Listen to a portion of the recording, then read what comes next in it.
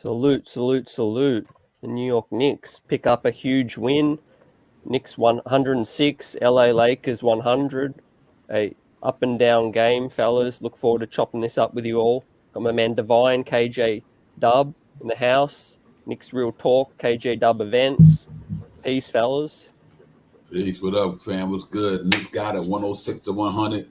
Salute to the chat. Salute to everybody. KJW event, the streets are buzzing. You already know, man. Let's get this thing popping, man. Run them up with the thumbs up tonight. We got it in the garden, man. Salute. Salute CT, salute Divine. Good to be on with you guys again for the night. You know, great win for us. Let's get into it, CT. Yeah, man. Salute Sharp Hours, Cardiac Knicks, back in full effect. Salute Geraldine. Salute Elton Lee. Soulfinger number 12, fam. Everyone's up in here. It's going to be a fun show. But yeah, the New York Knicks handled their business. It ended up being not as close as we hoped, but we learned a lot. I think about this team, a lot of adversity they faced throughout the game. When the LA Lakers made their run and came back, I thought, we're going to learn a lot about the Knicks here. And we learned a lot about the bench. And we learned a lot about the starters, how they could start the game off in a better fashion. And also closing the game out. I think they learned, another way how to close the game out. So, gentlemen, give us your takeaways from what you saw, in this close game. Yeah, KJ. Yeah, my brother started off. Yeah, so I love the way we came out firing. The first unit finally came off swinging with 10-0 lead. I'm talking from everywhere from everybody contributed, especially Evan Fournier. Big shout out to him with the threes, consistent 3-pointers today. Just the whole bench, the way Julius took it to AD, taking it to the hole, that is Julius's game. He has to continue to take everything to the hole because he opens so much more up for the Knicks, and this is exactly what happened tonight. So I just want to leave it at that for right now. Obviously, we'll get into more, but from what I've seen, what the first unit did, they set the tone, and that's the reason why we won tonight. One of the reasons why we won tonight. Yeah, D. Yeah, absolutely. Yo, salute everybody. You know what? They came out the gate fast. They came out the gate fast. Not a slow start. They put up some good numbers in that first half. The second thing changed in the second half, but they did come out the gate. Fournier came out, did what he did. That's what we paid him for. And salute to Evan Fournier tonight. But yeah, man. I think we came out there. We came out the door shooting the 3-ball very well, and I think KJ spoke about that in the pregame on Knicks Real Talk, like to shoot the 3-ball tonight. They did. In that first half, they were knocking them joints out from all over the place. I was like, okay. So RJ had a couple knockdowns tonight. When Fournier was in the group, Randle had a couple going. Then in that second half, obviously, that's just a game of runs, man. It's a game of runs. When cats got back in it before halftime, and then it was a slugfest from there on out. But I like the composure of the team. They bent, but they didn't break. They bent, but they didn't break. I like the composure that they had tonight. I liked some of the moves Tibbs did when Randall was kind of looking kind of crazy right there. He took him out the game for a minute. So overall, good win for us, man. 10-8, man. What can I say? Yep. Yeah, exactly, man. I think, it's always good to pull out a tough win, especially being a close game, facing the adversity they did, like the runs that LA made. The offense stalled again. We came off to a great start, as we know. The first half, all clicking on all cylinders. And I think this team is still learning how to put it together for 48 minutes, KJ. But Julius Randle going out with that foul trouble, I think gave a critical opportunity for the bench to shine. And Alec Burks and Manuel quickly shown tonight. Yeah, absolutely. And the great thing I want to point out, guys, we did not give up the lead one time. We might have tied the game 2 times on 2 occasions, but the Knicks did not give up the lead tonight. And I believe that's the first game of the year that we didn't give up a lead. We might have tied it 2 times, but so I want to give kudos to them. And to your point, CT, when Julius came out, I said to myself, I wonder who's going to step up. And Toppin answered the bell tonight. I'm talking about pull-up jump shots from 15-footers, alley hoops. His game is still coming together, and he took the challenge. He took the challenge to AD. took the challenge to him, and that's what we want to see in the second-year player and the player that's growing with him and quickly. So I'm excited for their growth. And like I said, it takes one game at a time, but this game might set the Knicks up for future games now and say, why we can't come out the way we did against these teams that not supposed to beat us. Like once we get that consistency, guys, this team is going to be unstoppable, man. Unstoppable, as we've seen tonight. Yeah, facts. You made a good point. And Divine, does this buy the starting unit more time now? Mm-hmm. Yeah, that's absolutely right. I mean, I like the way this thing going, and like I said, I do believe quickly is on to something now. I like the way they put Grimes in there today. I think that was real smooth. I love that lineup when they had, like I told you earlier, him, Grimes, quickly. It was Obi. It was had to been Randle or somebody. I think of that nature. But they held it down for a minute on the defense, and so I was happy to see that. Like I said, we played defense tonight, man. We only gave up 102. We played defense tonight, and defense gonna win it for you, even in the midst of that run. Like I said, we kept our composure in that defense. Like they they might have let Westbrook go off, but that was it. That was it. They didn't let AD run amok. They didn't let Carmelo run amok. I was really impressed with the way that the Knicks was playing defense tonight for somewhat. And they missed shots too, just like we missed shots. They missed shots, but still our defense still was there. And so I was happy with that tonight. Yeah, and salute Elton Lee, shout out. He had it 107, 102. So it was very, very close. Salute fam.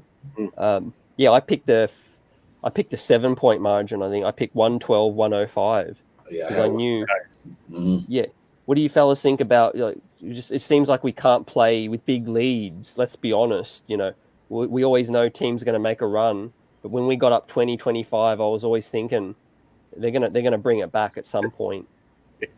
And that's the next thing we got to work on as a team. When we up by 25, there's no way this team should come back and tie us or get down by 3. We have to get better with that if we're going to be an elite NBA team. There's no way we could be up by 25 and lose by 6 points. It can't happen, and it's been happening for a long time for us because we lost other leads too like this, and the team came back and beat us by 15. But that's here nor there. We got the W tonight. But to your point, CT, that is the next maturation of the Knicks team. When we get the lead, we have to learn how to keep the pedal on the gas and keep smashing the heck out of these teams, man. Yeah, real talk. Yeah, the mental toughness seems like that's where it gets when it comes down to that. I just think it's all mental toughness. When somebody get ready to go hard at you, you got to get ready to go hard back at them. I would say, So I know they got. I don't know if they not catching it at the right time, or if somebody dropped 3 buckets in a row on you or 2 buckets in a row, you should mentally say, okay, all right, we got to slow this down. Or maybe and I think Tibb did it one time, but they're like if somebody hit 3 buckets on a row on my team, I'm calling a timeout. Yeah, Cat dropped 3 on me in a row. Yo, guys, what's up? I 1 or 2 I could live with. When somebody started dropping 3 baskets in a row on you, and you haven't figured it out yet, or you adjusted your your intensity level. Like you don't adjust your intensity level, nothing. They reason why they coming back, because their intensity went up and yours stayed down. So and I do think that's what's real important, that they gotta be mentally tough, and when somebody going hard at you, you got to go hard back at them. And they took the punch though. Carmelo Anthony is a savage veteran. Dwight Howard and these guys are professionals, man. Russell Westbrook, they dogs, bro. Literally. Them dudes they don't got no punk in them. So I think we got to make sure that we match their aggression. You know what I mean? Because they're gonna get back in the game. Basketball is a game of runs. You know what I mean? And if they're gonna make it, every team makes it. But it's how what you do once that run hits you. The Knicks did not relinquish that lead. That to me, that's a great step in the right direction for them young men to go up in a game like that in the Garden, and it's getting tight like that. And they got them superstars down there, professional, the ex-superstars or whatever, and you don't fold. If that's not a teaching moment for that team, then it never will be. So I'm happy they did that. That was resiliency 101 right there. Yeah, couldn't have said it better myself. And I think they went away from what was working as well in a way. Evan Fournier, we'll talk about his performance, give our grades. We'll open the panel up later in the show. But Evan Fournier, I saw a stat, KJ, in 7.5 minutes in the second quarter, he had 1 field goal attempt. And that was after the first quarter that he had. So I think part of going away from Fournier was a part to do with that slump. Right. And this is the reason why we've seen Evan Fournier in the fourth quarter. The man was consistent. He was scoring timely buckets, and he was consistent tonight. And this is the Evan Fournier that Leon Rose and World Wide West and Tibbs said, this is the guy that we need. We needed all of his 26 points to win this game tonight, and he got it done for us.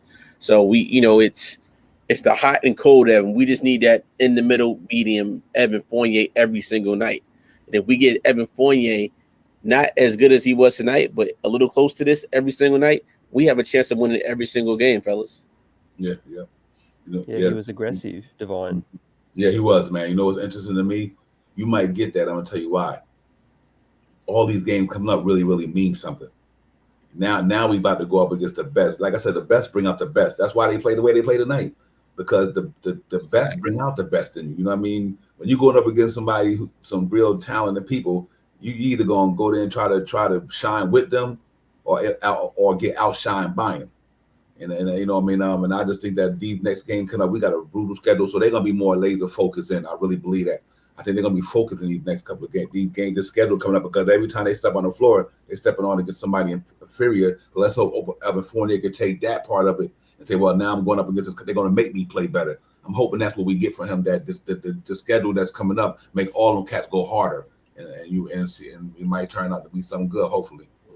Yeah, from what I saw, is it looked like either in practice or game planning, they made a conscious effort, KJ, to get Fournier more involved. He was getting way more touches in the first 5 minutes than I've seen. He was running off screens, and it seems like Tibbs has said, "Hey, we have this guy. Let's not ignore him. Let's give him some touches." I spoke to Divine on the last show. He had 3 3-point attempts when he averages 6 last season. So his attempts have dropped significantly on this team. Right, and you know what? The Knicks got him more involved today. You seen that they must have been practicing on that. Julius is real passive. He took it to the hole, and it opened up the game for this guy. And we seen the Evan Fournier that we expected to be here, the guy that we're paying $74 million to for over the next 3 years, or next to 3-4 years, whatever the contract was. But you guys know what I mean. We seen with Evan Fournier how valuable he can be to this franchise when he's hitting shots, when he's taking it to the hole, when he's playing defense, when he's doing all the intangibles it takes to win a basketball. He did that tonight. And this is not the first time we've seen this. We've seen that in the Boston game, and we've seen that in a couple other games. But tonight's game stood out to me tonight because he was a big part of winning tonight that we needed. And like I said, there's no trade Evan Fournier tonight, guys. But this man, he put on a great show, and it's good for him. He can only get better. Only can get better, and this is all we expect out of him. Yeah, he earned his money, so to speak, Divine. 19 mil, 20-something points. And sometimes, Divine, a player only needs a game like this to get back on track. Basketball's a game of runs. Also, the season can be a game of runs in terms of 10 bad games maybe spurs you on to 10 good games. Yeah, absolutely, man. Like I said, you think about it, he had a decent game. Against the Houston game? Was it the Houston game? He was off against against Chicago. He bounced back tonight. So out of the last 3 games, 2 of them was decent. They still was, so that's good to know that he might be getting out of it. He might be getting his legs back under him. He might be getting, they might have had that talk of win over the offense, and he might be taking upon himself like, I got to do better for this team because they paid me to come here. Let's hope that's the mindset that he has, and it's going to continue. Like I say, I always tell people, it's basketball, man. I understand it, and you go through slumps. Like Quickly went through a slump. Everybody go through it. Not only Quickly, he's the one on the Knicks I can say the most. Like RJ went through a slump. It's going to happen until your game come to you. You know what I mean? And but he's a 10-year veteran, man. He's a basketball player, man. This ain't new to him.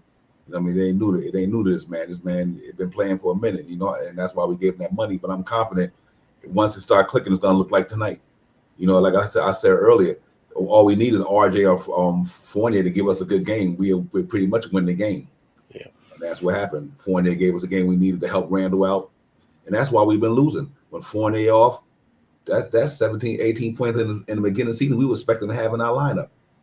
So when it ain't popping, it's tough. That's 17 points. If he only do 12, but out of 10 of that, he left 7 to 8 points on the table, which could be the amount of points we lost to when we lost against Chicago. Not putting it on Ellen Fournier, I'm just saying how important his points is when it comes to the scoring numbers. You know what I mean? So I'm glad he bounced back, but I think he's going to get on a run with the schedule coming up. I know these guys, he's going to be planning to bring the best out of them for sure. Yep, and the bench, we spoke on it. Yeah, we'll do our grades in a second, but I was so happy to see Julius in foul trouble for that point because Worldwide L made a great point. I think the momentum was definitely going down. Julius was hitting a rough patch, if I'm being honest, and the bench got their shine. Quentin Grimes got some minutes, which I'm glad to see from the second quarter. Tibbs only went 9-man deep tonight. And also, Elton Lee made the great point that Nerlens Noel played 39 minutes, heavy minutes. So it was a collective team effort, fellas. Mm-hmm. Yeah, facts. Right, and my only thing is now, guys, when the other guys come back, like a Mitchell Robinson and D Rose, does he keep like that lineup? Is the same thing? I still think I think he should keep a little bit of this what he did tonight, going with the 4-guard set. To me, that 4-guard set with Grimes, Burks, Fournier, and I believe Quickly or Toppin was in at one time. That was a beautiful sight to see. Because even in the zone, we still broke the zone a lot of times, and I just can't understand why we're having so much a big problem with the zone factor, and we have 3-point shooters. So just fixing that point, but to that point, Devon and CT, I really think that we really have to figure out a way to get somebody like Grimes in a little bit for 3, 4, 5 minutes, even when Rose and Mitchell Robinson come back, because it takes off the pressure of a Kemba Walker, a D Rose if he was there, and it gives more time for Emmanuel Quickly. That the points that we needed in the fourth quarter to have the fourth quarter that he had, the timely 3-point shots. The guy's a ball of energy. So it's still growing pains. 10-8. I'll take it and run with it. 10-8 for right now. So For whatever real, the case may be, guys, I'm happy with the production that we're getting right now. Yeah, for real, Divine. We'll talk about the standings, but 10-8's music to my ears. The way we're playing at the moment. Yeah, real talk, man. I mean, like I said, it could easily be better than that, but like I said, we've been playing bad basketball. We 2 games over 500. We have been playing good. But if any indication tonight is the way we can play, all we got to do is fix the defense up. I'm talking about for giving up them runs and everything, because nights that we're not going to be shooting the 3-ball like this here, but we're going to rely on that defense. I just think our defense, got to play 48 minutes, and I think we're going to be fine. And like I said, Kemba Walker, he'll come around eventually. I don't think somebody who scored 19 a game in one season just 6 to 8 months ago, regardless of what system he's gonna find it eventually. Just Evan Fournier, these professional basketball players. Whether either we're gonna have the patience to wait for him to find it, or the Knicks gonna have the patience to wait for them to find it. But Kemba Walker can play basketball, bro. So I'm not too concerned about it. I just hope it be sooner than later.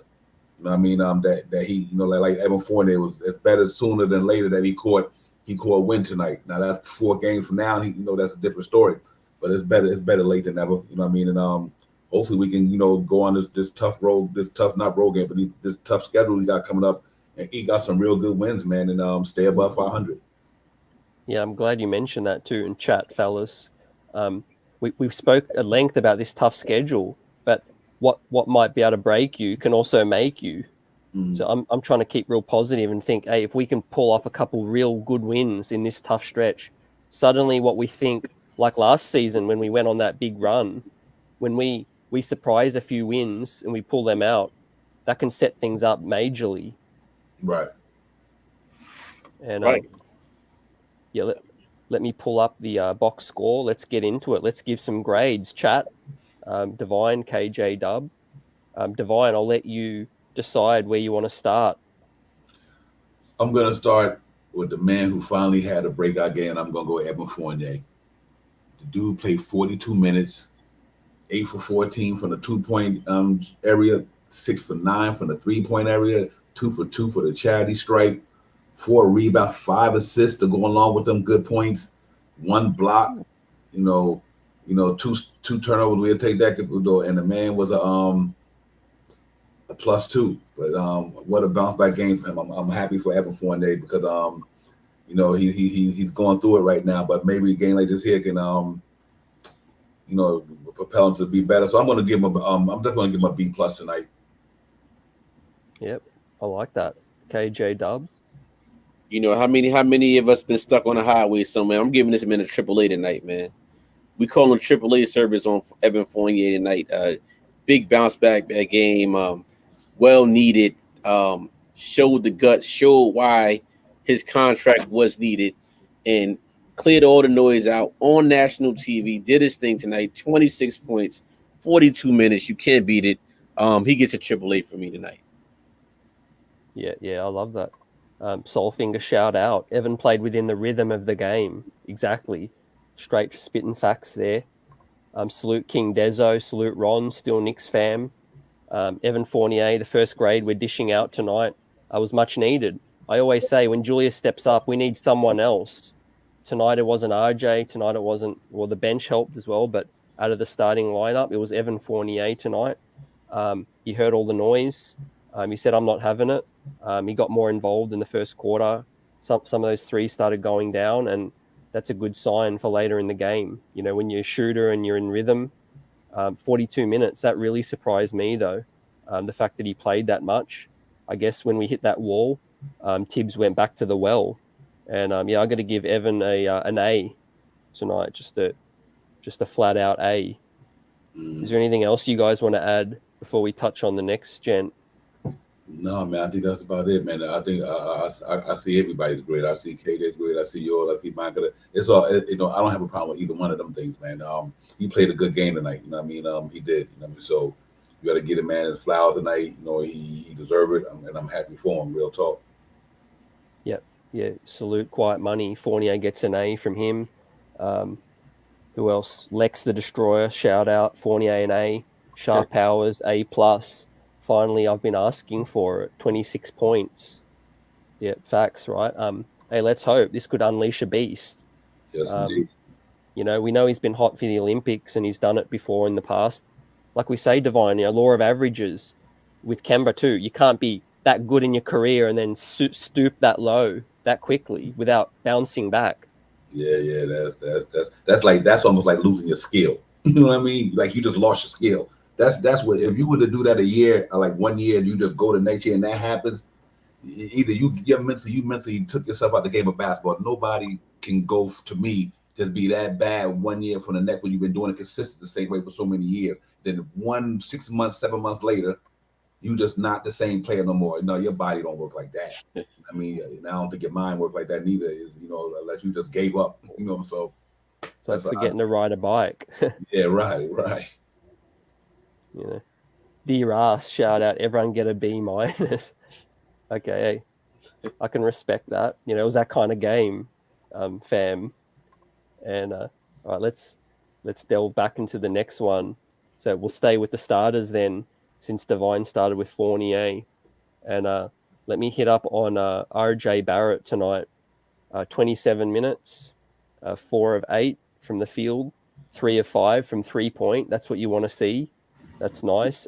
Split his free throws, 7 boards, 3 assists, 2 turnovers, 3 fouls, 12 points.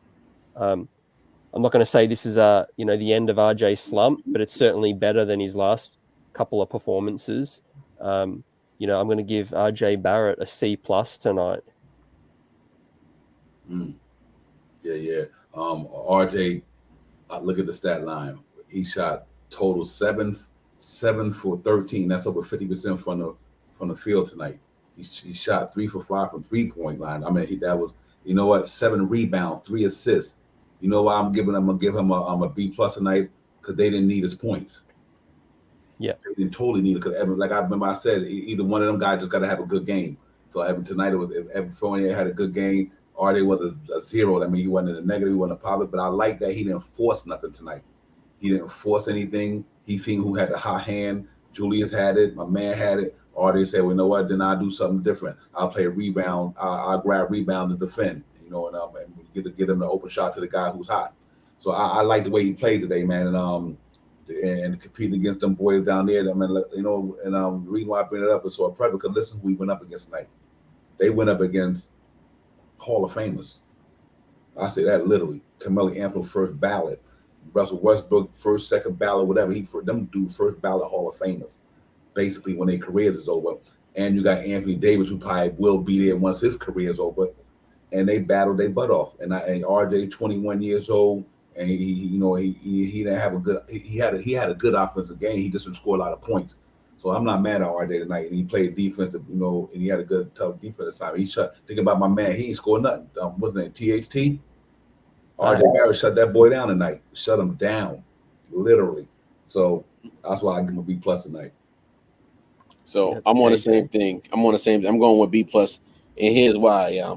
My man had the D Westbrook majority of that game, and Westbrook ended up with a triple-double. So any night, this guy's been off from three-pointer, but tonight, for some odd reason, Madison Square Garden, Russell Westbrook come back to life and can shoot three-pointers tonight. So having to D him up, going back and forth, and then putting up points, playing defense, making his teammates better. And then we seen the type of games RJ was having prior to this. He answered the bell tonight. And like to your point, Divine, we didn't need that many points from him because everybody else was scoring. But his 12 points definitely contributed to us winning tonight. So he gets the B+ for me tonight. Yeah, absolutely, fellas. It's like all we want to see when RJ's not scoring well is just doing well in other areas of the game, right? D'ing up, pulling his boards down, not being a minus, guarding the best player on the other team, taking on that responsibility. I'm good with 12 points if he's pulling in 10 boards or 5 assists. I don't ever think RJ Barrett will be a prolific scorer in this league, but I think he can influence the game in so many other ways. He rebounds so well at the guard spot, and hopefully this is an opportunity for him to then burst out of this slump, slowly but surely. So yeah, everyone sort of agrees with B's around that mark for RJ Barrett. So yeah, let's hope the man can get out of that funk. Let's touch on quiet money's man, Kemba Walker. 23 minutes, was 2 of 6 from the field, missed 2 threes, 2 of 2 from the line, 4 boards, 5 assists, got a block, 2 turnovers, 1 foul, and it was a -3. 6 points as well. So I'm going to give Kemba. So I'm looking at his field goal attempts. It was quite gun shy tonight. 6 field goal attempts or 8 attempts overall. I think we need Kemba Walker to be more aggressive. First and foremost, a couple of times he got into the paint and he looked backwards to try to get a foul or to see where his man was. That's the part of the game where I want Kemba Walker to improve. Just be more aggressive, just go forward, take it to the hole. Don't look backwards. But yeah, I don't think he hurt the team tonight. I understand he's been bad this season. I do want to change up. I think that'll happen eventually. I don't think Kemba Walker's a 23-minute type of guy moving forward. But I'll give Kemba Walker a C tonight. Yeah, that's a good grade, man. This is one of those games where you won't be able to do too much in the game like tonight for Kemba Walker because they got trees down there. DeAndre Jordan and Anthony Davis is not having it. Them boys can block shots in a heartbeat. People sleep on how good Anthony Davis is on the defensive end. And with them having them 2 trees down there, ain't too much he can do down in the paint after to get in there. When he get in there, this is a type of game where they got big guards like Russell Westbrook. So I can expect what he went through tonight. I have no problem with what he did tonight because he went up against some big boys. Like Russell Westbrook is a handful, literally. So, they're a walking triple-double. The man is one of the better point guards in this league for years.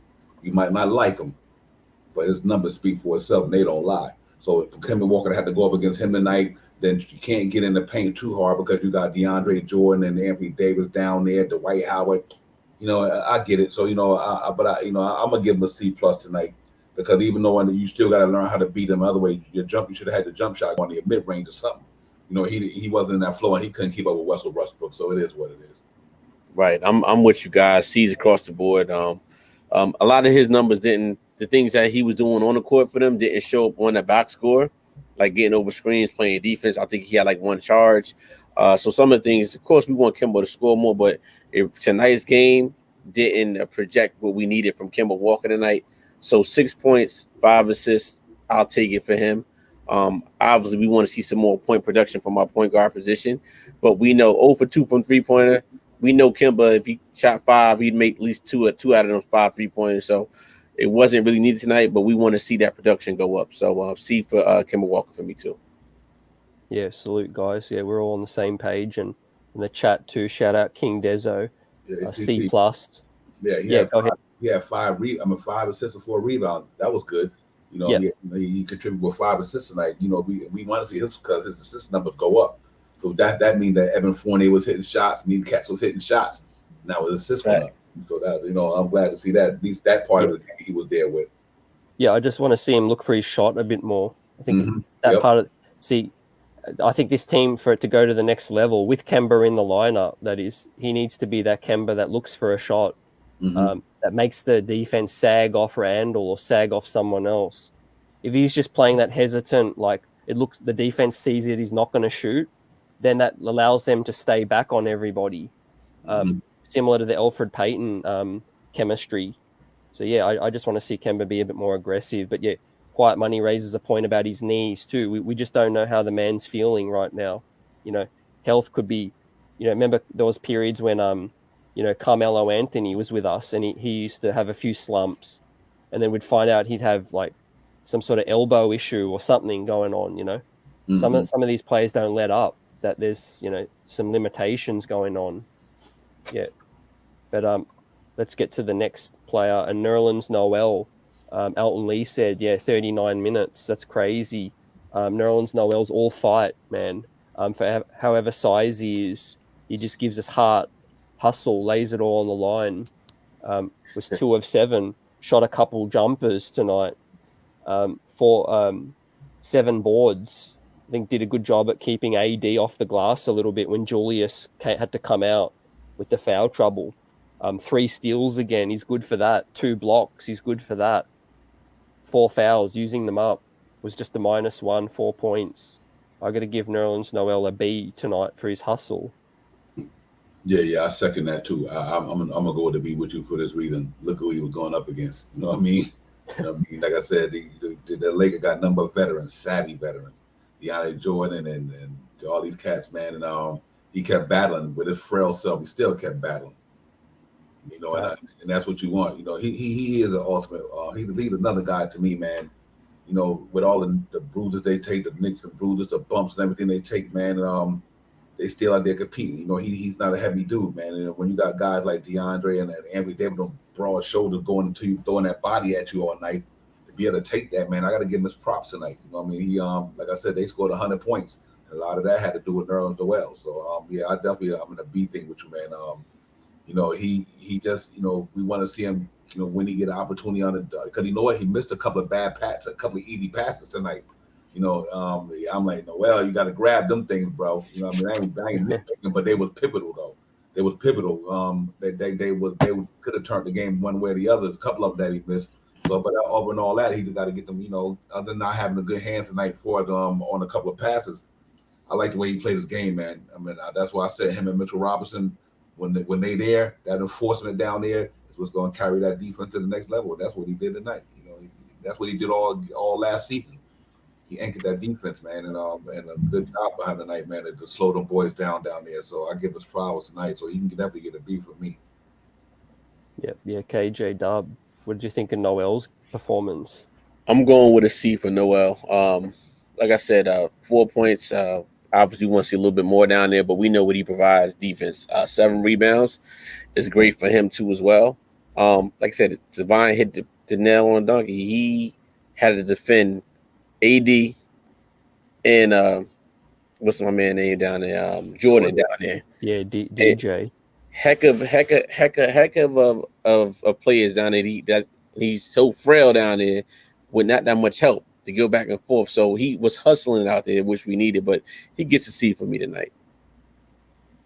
Yep. Yeah, it's it. What do you think's the biggest difference to when Mitch is in to versus when Noel's in, fellas? I'll stay with KJ on that.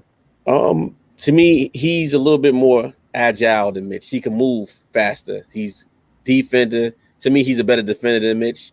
Mitch is almost a better blocker than him. But they pretty much had the same game. But to answer that question, CT, I just think he moves a lot faster than Mitch. Like his coordination is like quicker than Mitch's coordination for some reason. And I think he's in better shape because of his body size. I think with Mitch right now, with him adding the extra weight, has slowed him down quietly. But the difference between Mitch and Noel is if somebody's pushing Noel up, they can just push him out the way. With Mitch now, Mitch got a little body. It's going to take a little while to back him down. So that's the only difference I see between both of them. For me, is Mitchell Roberts' athleticism. That boy, like I said before, he put on that weight this year. Think about the things he was doing in the NBA, and 8 games of one game, 8 blocks, and can be all over the floor. The cat running at the 3-point line, blocking jump shots. His athletic is on another level. You know what I mean? But I think Noel is savvy, more veteran. He's been in the wars more than I remember Mitch. He ain't been with Noel before. The type of competition and the type of game he's played in. Nerlens Noel played with Chris Paul. Mitchell Robinson played with Frank Ntilikina. But I do think if Mitch get in shape, once Mitch get his win back, you're gonna see the block nest monster. You're gonna see Mitch traveling that zone. Mitch be at the 3-point line, blocking jump shots when he can. He's the most. Him and Noel almost game to me is almost identical. I think that Mitchell Robinson leaps higher than he does. And I think Noel got a better offensive game right now than Mitch. But it's like that close to me. But Noel got a little offensive game there, and he got quick hands because he steals a lot of balls. So it's like I couldn't even compare one of them. I wouldn't want to say one better than one. I think they both serve the Knicks well, and the job they do, and I think they impact both as 100% on that team. Put it like that. Yeah, I think. I'll go ahead, CT. Good. Yeah, I would just say I think Nerlens Noel is a more experienced Mitchell Robb. Right. Like you said, positionally with the pokes, the steals, but Mitch is that younger, athletic, all over the court type of dude. And yeah, we need both of them. I think for this team to have success this season, keep both healthy. That's majorly important. Yep, KJ. So it's like if they played a one-on-one, who will win the game? Yeah. Hey, good question, man. Good question. I think Mitch's size would out hustle Nerlens. Yeah. What do you think? And Chad? I think Mitch get him because Mitch bigger. Noel can't get around him, and Mitch got that athleticism. So Noel, but Noel could he got a little bit of. Seemed like he could dribble the ball pretty decent. But man, you trying to go into the lane and throw a shot up on somebody at 280, 275, and you like $150 wet. I don't know how that's going to pan out often. But I think Noel will get him right now because Mitch is out of shape though. But I think Mitch, man, listen, Mitch can anchor that defense pretty good. You don't get too much up on Mitch. Noel can block shot, but Noel can't hold a man in the paint like Mitch can. They'll post Noel up all day, like Taylor said, and throw him out the way. You're not doing that to Mitch. A couple of years ago, you would. Now, Mitch could bump up against defenders, and they can't do too much. They either got to kick the ball back out that way because he's strong enough to hold him, so they can't get. So I think Mitch in that department, he got Noel because you can't back Mitch down like you could back Noel down. I just think that it's that simple. But they both outstanding centers for us on the defense end for sure.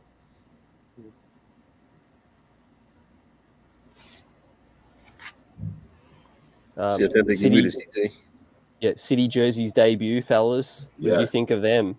You gonna pick one up? I'm not a Jersey guy, but they fire though. Yeah, I think I got to get one of those myself. Those was good, and we won in them, so we definitely got to get one of those for the background here.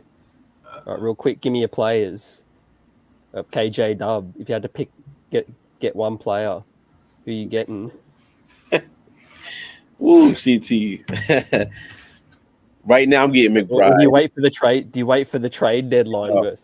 That's what I'm doing. You're right. No, I'm going with McBride. I even though the man is not playing a lot right now, I just think McBride is a nice glue guy, and he represents what the New York Knicks are. I'm going with Miles McBride. I'll get a McBride jersey. I think if I had to get one, and I probably would. I think Mitch.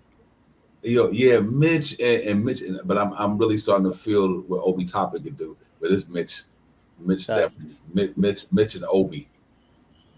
Hey, Obi's winning himself a whole lot more fans, the fellas. It's going to be interesting. But let's continue on with the grades. So we've done everybody except the man Julius Randle in the starting lineup, the captain. 34 minutes, 7 of 17, just 1 of 5 from 3, 5 of 8 from free throws. Left a couple at the line there again.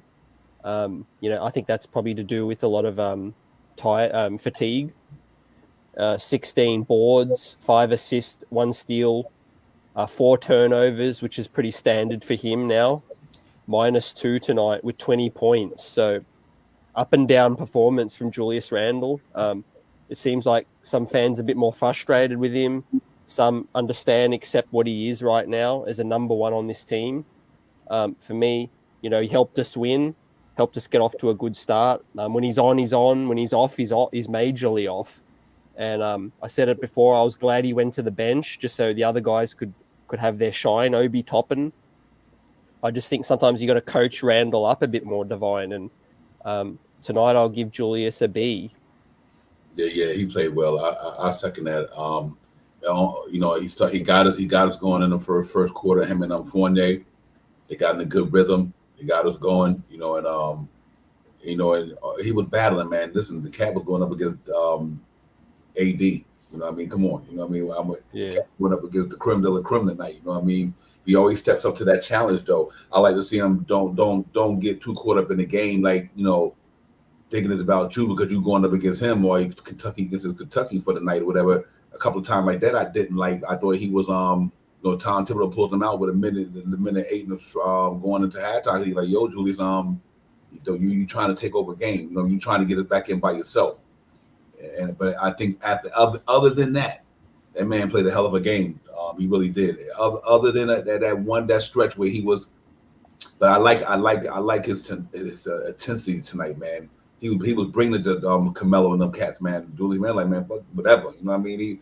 He got bullying him. He was bullying tonight. He was like, yo, Carmelo hit him and Melo. He pushed Melo out. Like, he shoved somebody out of bounds. He did something to Melo. I'm like, okay, Julius Randle, like, yo, I really like that. I'm gonna give him a B just because of that lack of focus. And I remember, guy, he shot 8 for 23. You know what I mean? Not 8 for 17. You combine the shooting from the 2-point percentage and the 3-point line. He went 1 for 7, and he went something like pretty bad shooting number, 7 for 15. Excuse me.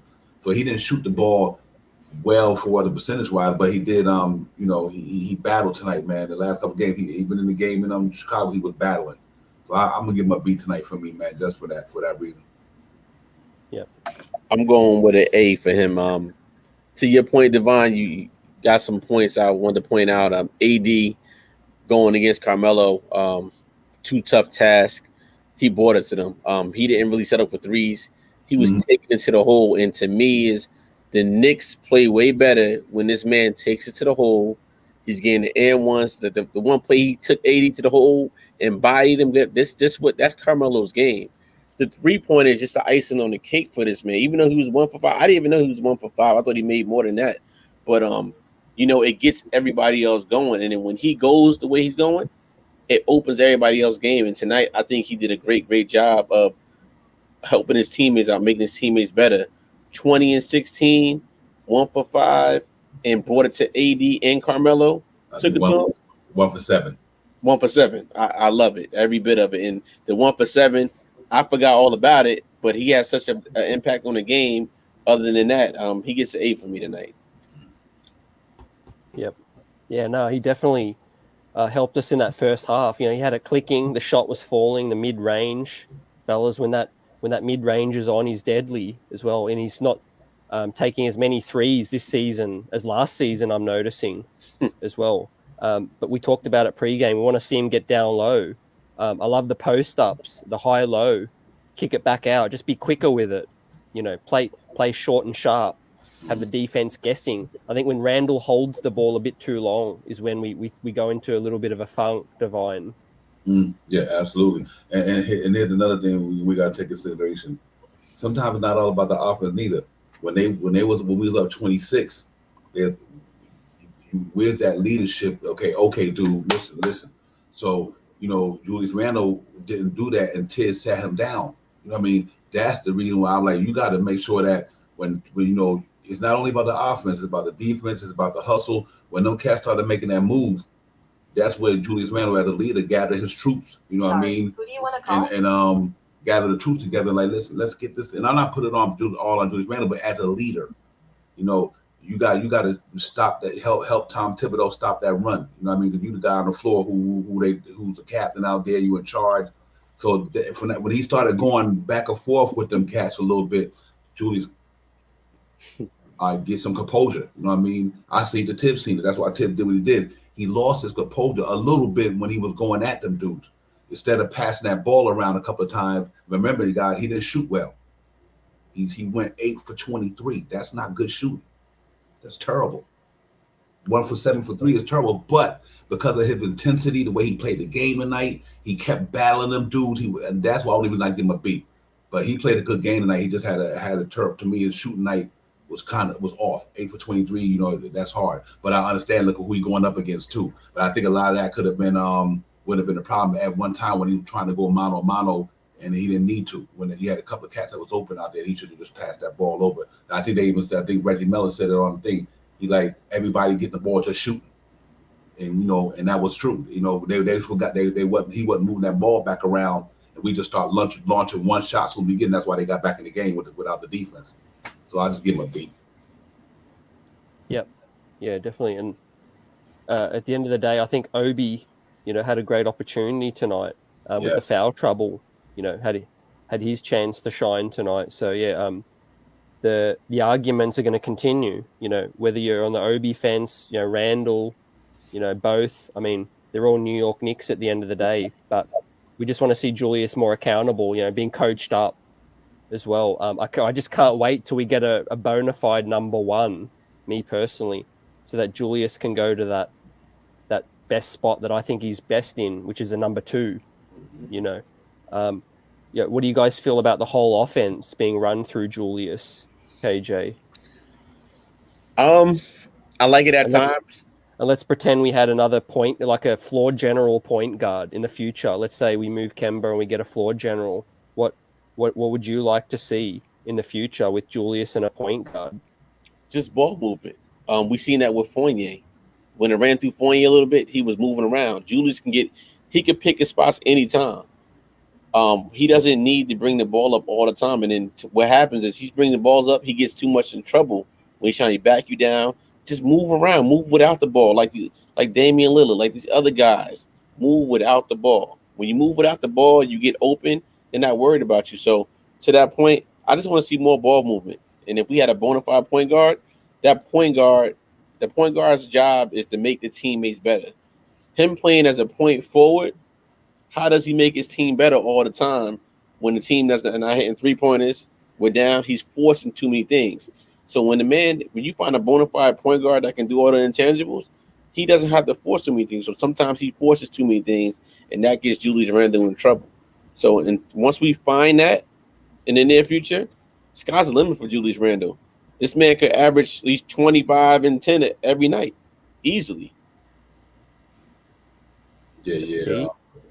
I'm for right now. I'm just giving Julius Randle a pass because, like I said, if your boys come to play with you, then that would some of the conversation would be kind of minute because you're only good at the cats that's around you. I don't care how good you are, dude. Your boys ain't popping, then you ain't gonna really be popping either. You know what I mean? You might be scoring, but you won't be popping. And now that Evan Fournier, RJ Barrett, what happened tonight? They was popping.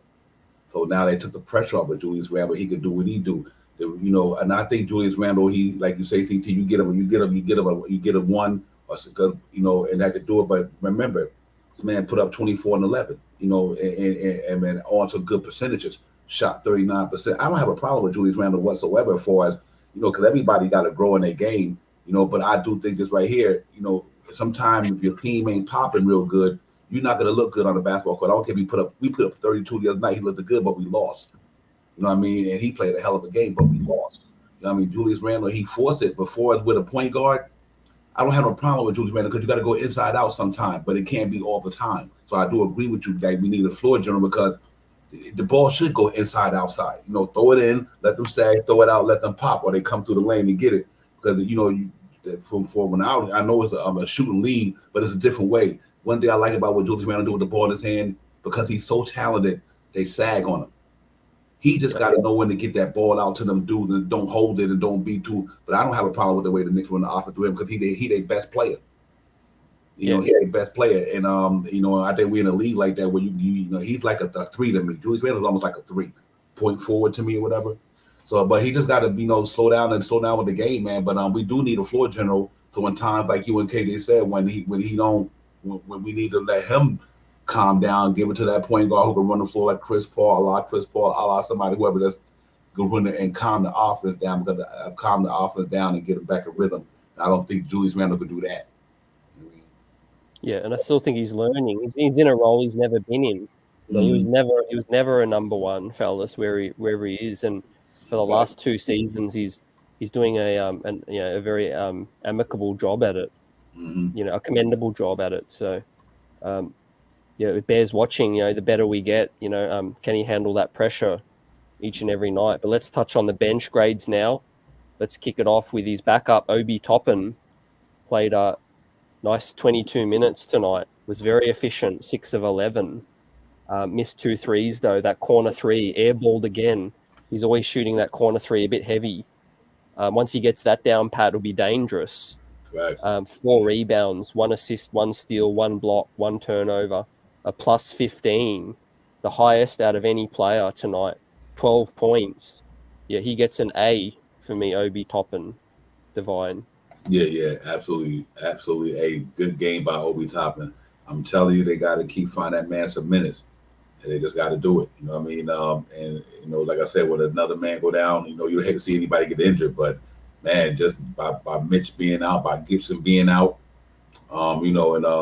he getting to get his shine, man. I'm happy because that man energy is second to none out there. Him and Quickly, that energy is second to none.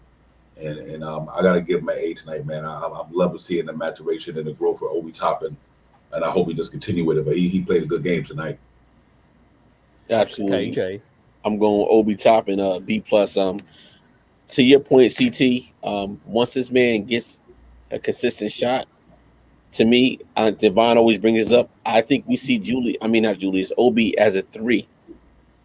Him as a 3 for this team, to me, he would have the bigger upside than every other young guy on this team, because he can fly high, he could play defense, he could block shots, and the man can score on anybody, as we see in Julius Randle. Once he gets stronger down there, the man can do it all. So I'm going Obi a B+ tonight. I think he has the highest upside right now on this team for all the young guys that we have right now. B+ for me for Obi. Yep. Yeah, I agree, man. Every game's just impressing me more and more, fellas. Chat.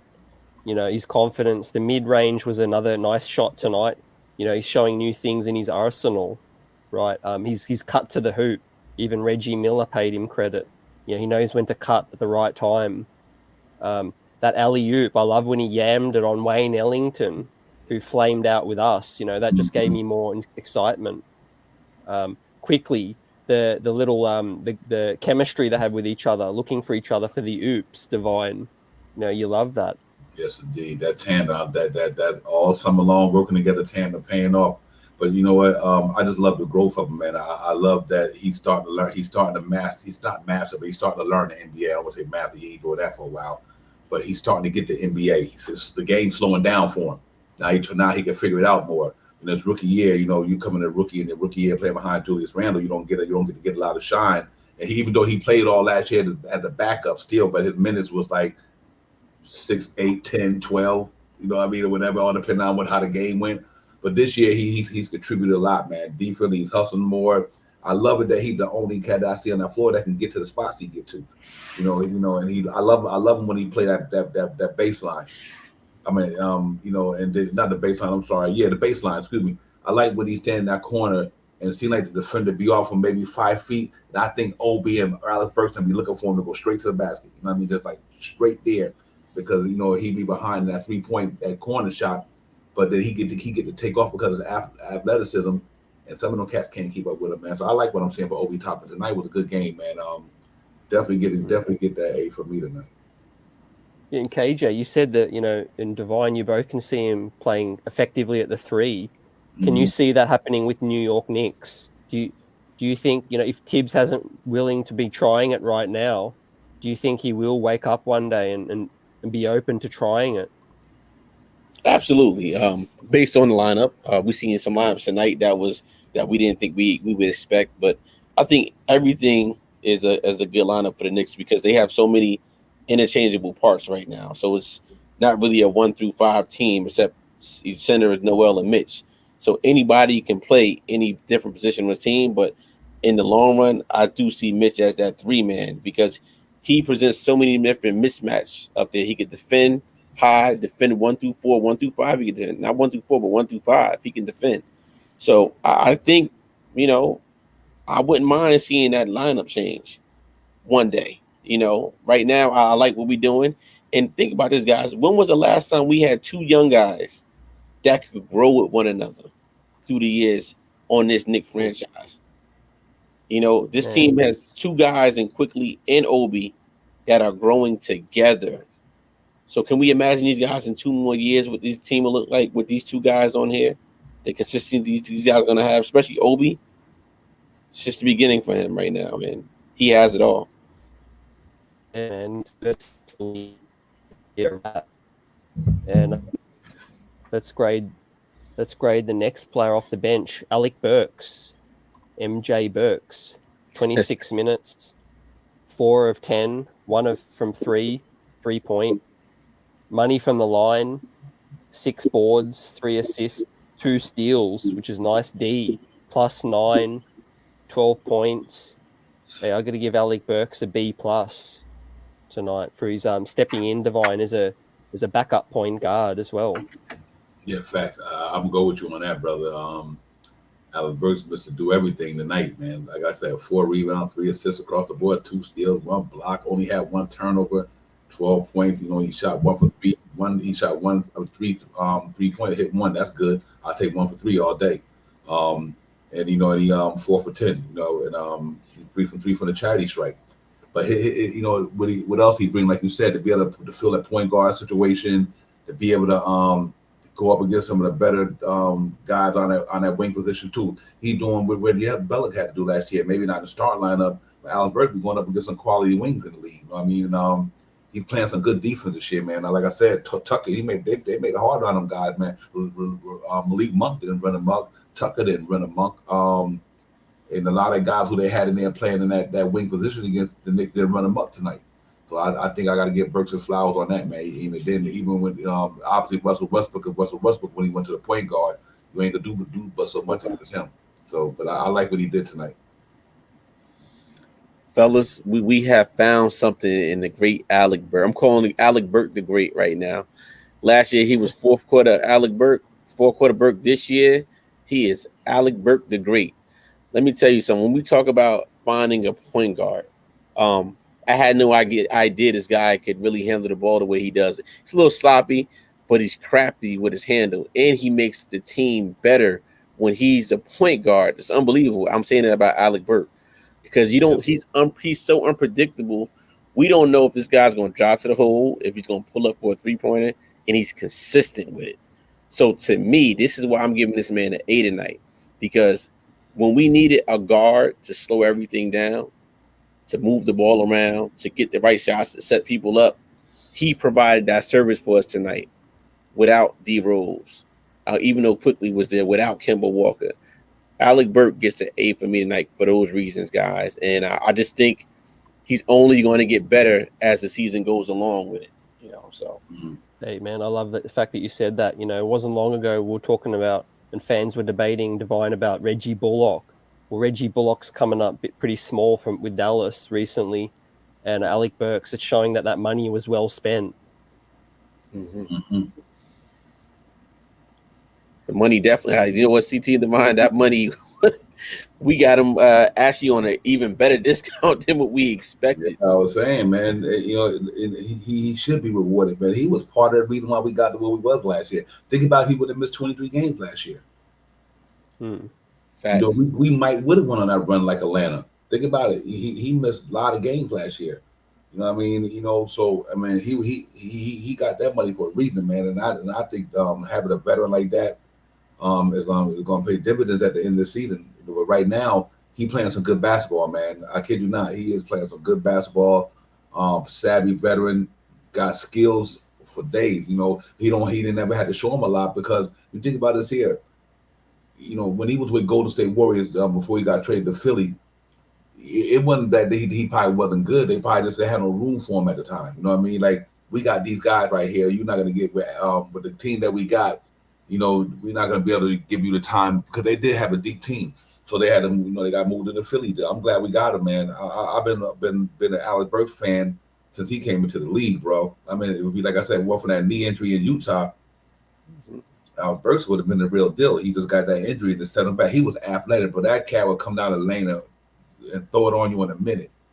But he lost some hops, man, when he got that knee injury. So, but Alec Burks, I like him at the point guard spot, man. I do like that. He did it last year for a while. So it's good to have Alec Burks, man. He's gonna play dividend for it for sure.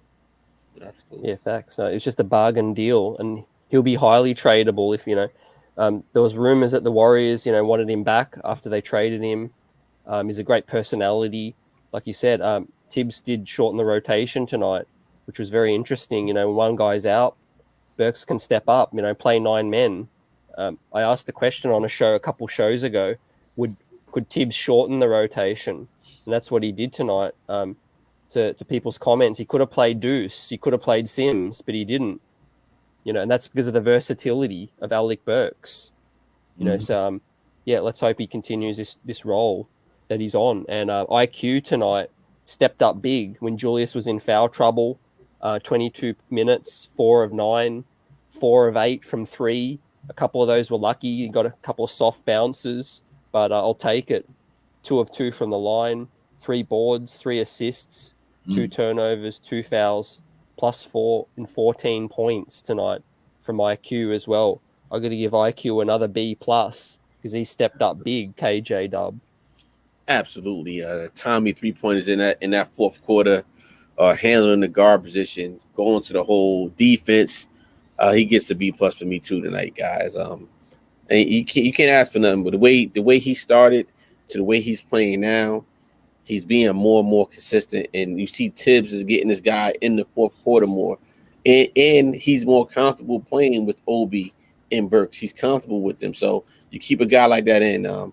Salute to him. 22 minutes, 4 for 8 from the 3-point range. Come on, he gets the B+ tonight for us. Yeah, B+ is a must for me too, brother. I like that. Yeah, he been getting it, man. Quickly, last 11 games has been good. But you know what? That's why I said, man, I'm gonna tell you, with Quickly and Burks able to man that point guard for a minute like that, and Walker them better get it together. I'm telling you. In the words of Jarvis too, D Rose can have a rest divine. That's what I was about to get to. You can rest D Rose, and knowing that, I love the way Grimes played tonight. I know we get to him, but I guess what I'm saying is why him going down, and you could bring Quickly at the 1, or Burks in that second unit, and still had Grimes in there, or even before you move one of them over, Kemba Walker go sit down for a minute. You slide Quickly over there or Burks over there, and you bring Grimes. And I love that he did that tonight. I think that Quickly had a lot to do with that, man. So salute to Manuel Quickly, man. He definitely deserved that B. I'd go give a B+ tonight for sure. Yeah, and it was good to see him get recognition on the national stage. Even dudes like Reggie Miller and that don't watch the Knicks often know that Quickly has a reputation around the league now, KJ, and he's living up to that. Right, the hairdo today. He switched it up. He knew national TV was coming. My man could have got it braided. He went with the new hairdo tonight for national TV. So salute to quickly on that. But like I said, he's a professional. He's been in the league a year now, second year, and he's learning the league. He's learning how to play with more players, more surrounding players with him, and he's taking on a challenge of battling Westbrook, Carmelo Anthony. He's taking that challenge on tonight, and he proceeded to making it happen for them tonight. So he could only get better. But look who he's battling against every day in practice. Look who his mentors are: D Rose, Kemba Walker, Bullock, Taj Gibson. I'm sorry, not Bullock, but Burks. He has a good amount of veteran presence that's on him. They said one time during it, I'm gonna get to another point, guys. That quickly works the hardest on the Knicks. He's probably in the gym right now shooting. The man wants it, and you can see that in his game how he wants it, and that's why we see the projection of his game has went up from the beginning to right now. We see it with him right now. Yeah, facts. Yeah. So, I think he's coming along, man. I think he's gonna be all right for sure. Yeah, straight facts, man. Let's touch on Grimes. Divine, 5 minutes. I'm glad he threw him out there. Didn't do a whole lot on the stats. One rebound, one foul, +6. Played some D. A critical time of the game, not garbage minutes this time. And he looked definitely like he belonged. Was good with rotations. Stayed in front of his man. Moved the ball quickly when we were going when they were going zone. And I want to see more of Grimes. When needed. Yeah, facts. I'm giving Grimes a B+ tonight. I think them 6 minutes was, and I was watching that game when he was in there for that 6 minutes with that lineup we talked about earlier with Burks and them. They was getting at it. He might didn't get to shoot a ball, but his defense was nice. I like his built up front, up top. He's like he's strong up on the upper body. But I like his activity, man. I like his activity. Like I said, if Derrick Rose sit out against Friday against them, hopefully he have enough time to heal. We want him back and everything, but I think that I like Grimes. I like his game, man. I think that young man gonna pop before the season is over. He get his turn just like tonight. People go down. This is the NBA. Everybody get injured. You know what I mean? Or get banged up. You ought to get hurt for a minute, twist ankle. That's gonna happen. And when he just got to be ready, and I think he was ready. He came in there with a good intensity to him. His intensity was real good tonight on the defense. I like that, man. I think they was getting at it with that unit. Yeah, he's smart IQ wise, KJ. I think. Man, let me tell you something. I agree with Devon on that, man. This guy might not have scored the point, but his production just being out there on that floor was a sight to see. Like I said, the ambition is there for him. National stage TV against the LA Lakers, and I'm getting a chance to show my talents. I might not score, but what are other things you're doing on the floor? How am I making my teammates better? I'm a threat out there. We know that the guys know the man can shoot a 3-pointer. Who can you leave open out there? But he healed up tonight. I want to see more of him. He getting a chance to score, but I think in the long run, the Knicks is going to use him at some point in some positions. Yeah. He's a bona fide glue guy. I think guard 2s, guard 3s, good frame, smart IQ, moves the ball. His jump shot's money. Like I said, he just seems to come in stone cold, Divine, and he hits a couple threes. Like he's gonna, as this season goes along, I think the fact that Tibbs is trusting him already with 60 or so games left, that only means good things for him. Yep, fact. Yeah, absolutely. I think it's about to pop though. I think it's gonna happen pretty soon. I think it's sooner than later he's gonna pop. Like I said, we got the next man up mentality, and I think he got that, man. I'm excited. I can't wait till he's really getting more burn because he's part of the future. Like y'all say, I just like the way he get down on the defense. I'm a defense minded guy. I think defense win it all. Just like tonight, that defense won it for us. He can play defense. I love that, man. I think he's gonna be fine though. Mm-hmm. Defense is stepping up, KJ. It's been a trend that we're seeing it improve on that end. Yeah, and like tonight, they did go into a zone. I predicted we should play a quick little zone over and doing what they did, but he got crafty with the defense, especially in the beginning. They doubled down on AD a lot of times, got in and out, and they were defending the perimeter. They got out on the perimeter a whole lot, as compared to other games. Now, some went in, but a lot went off on Lakers. So kudos to the Knicks for getting out on their defenders a lot. And like I said, it's the maturation now. These guys went in the tape. They seen all the things that they did wrong, and they fixed it tonight. Only held them to 100 points tonight against the Lakers.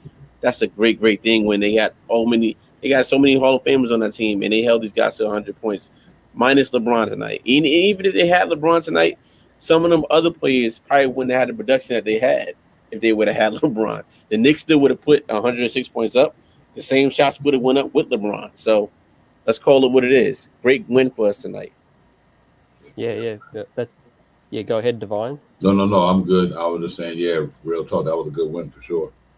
Yeah, great win. We'll touch on the couple matchups coming up, and then we'll open up the panel shortly as well. But I want to bring in a new segment called Playback as well. So I just want everyone to give me your take on if you could have one play of the game back. Was there any particular type of play this game that you would love to see something different happen? Yeah, that Obi Toppin alley-oop that DeAndre Jordan got his hand on. Yeah, I think you stole that from me too. Yeah, I think that would have changed that game momentum-wise. I wanted to see that without the. Oh my God, we would have caught that though. That would have been over. But yeah, that crowd would have went crazy if he would have caught that alley-oop, but he didn't. But that was the one that the playback to me was that play. Facts, KJ.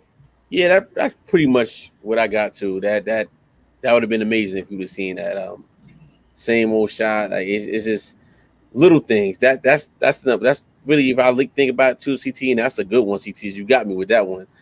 That's the only thing I really want to see is that the one that Devon mentioned. Yeah, there's another one I would say was the I think it was the Toppin oop to Noel that got tipped.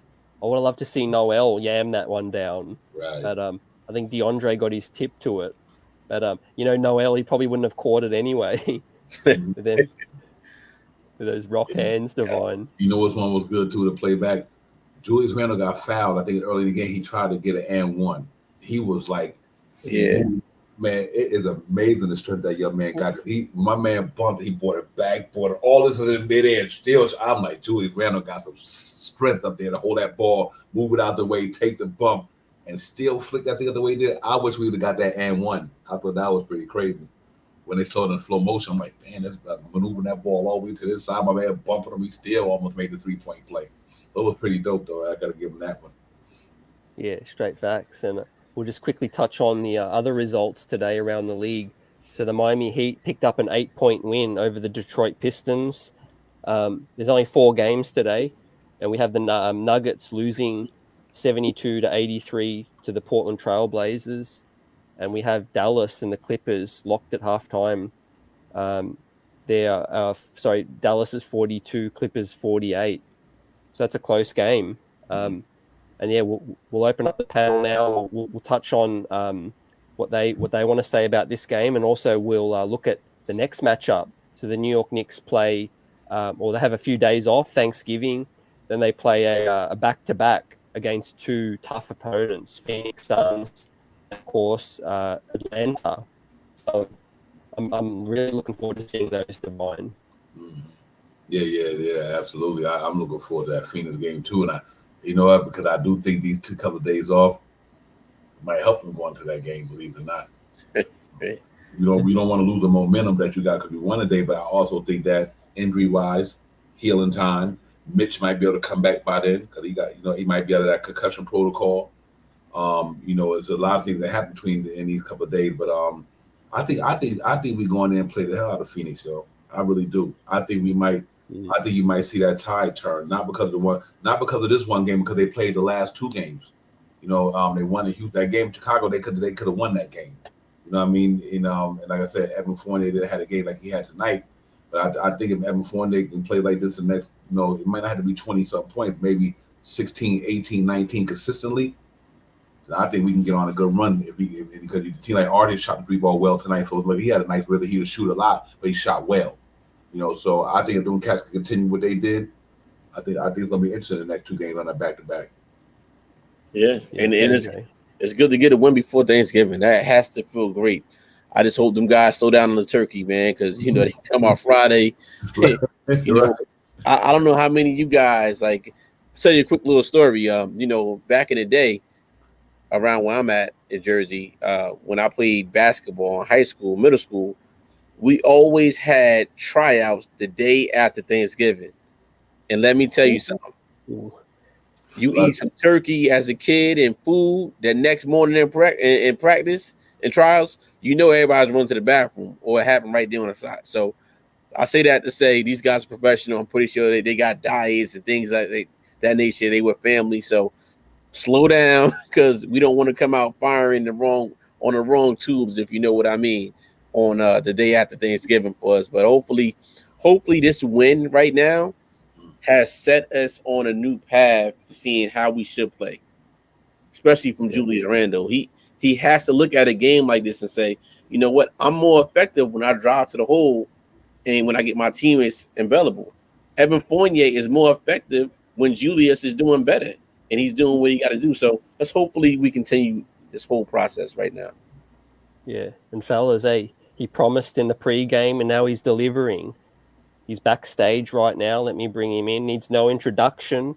He's up in here in the chat from day one. Salute, Shah Powers. Salute. You hear me? Yeah, we hear you. What's up, brother? Yep.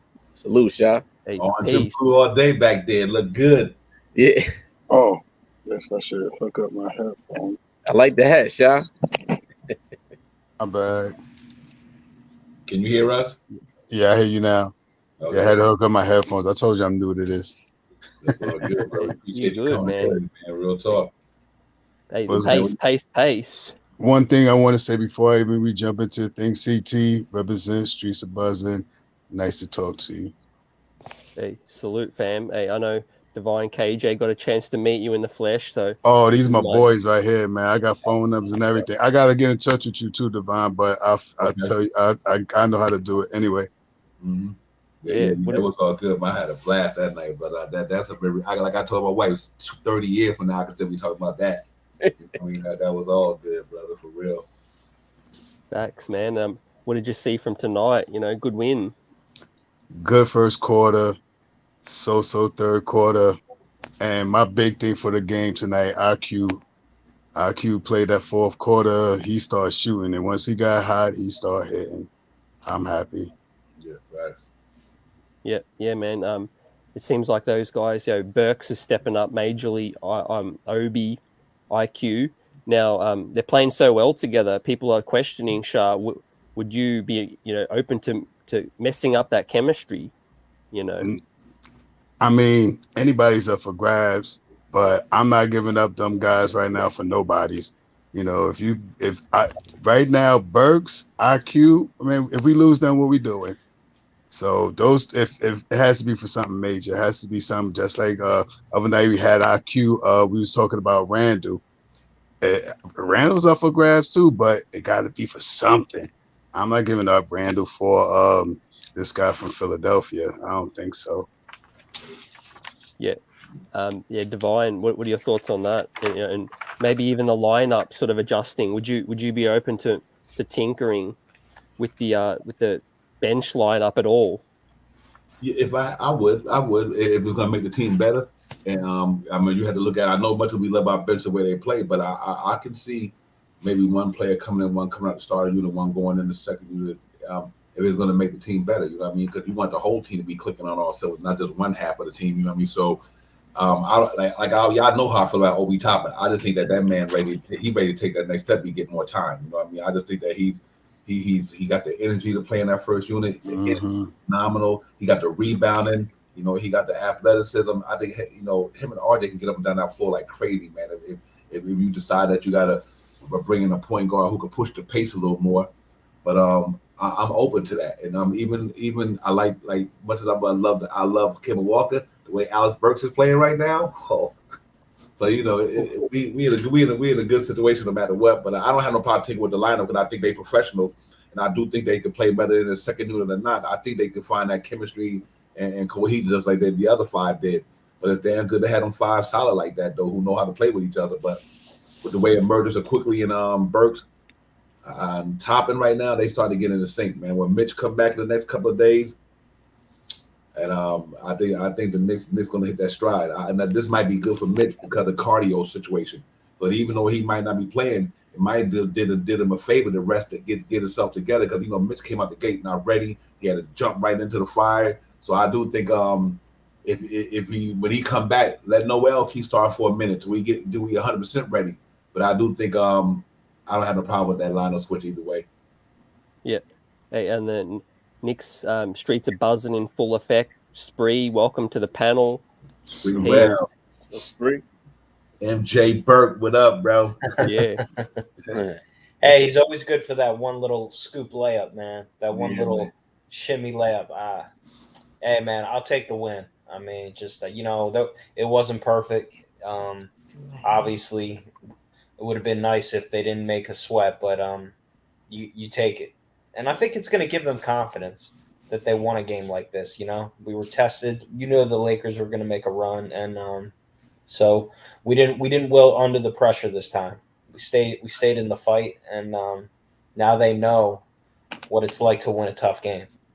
It's been a while, so this is good. Yeah, part of me was thinking when we were up like 25, I'm like, do we know how to thrive, on national TV?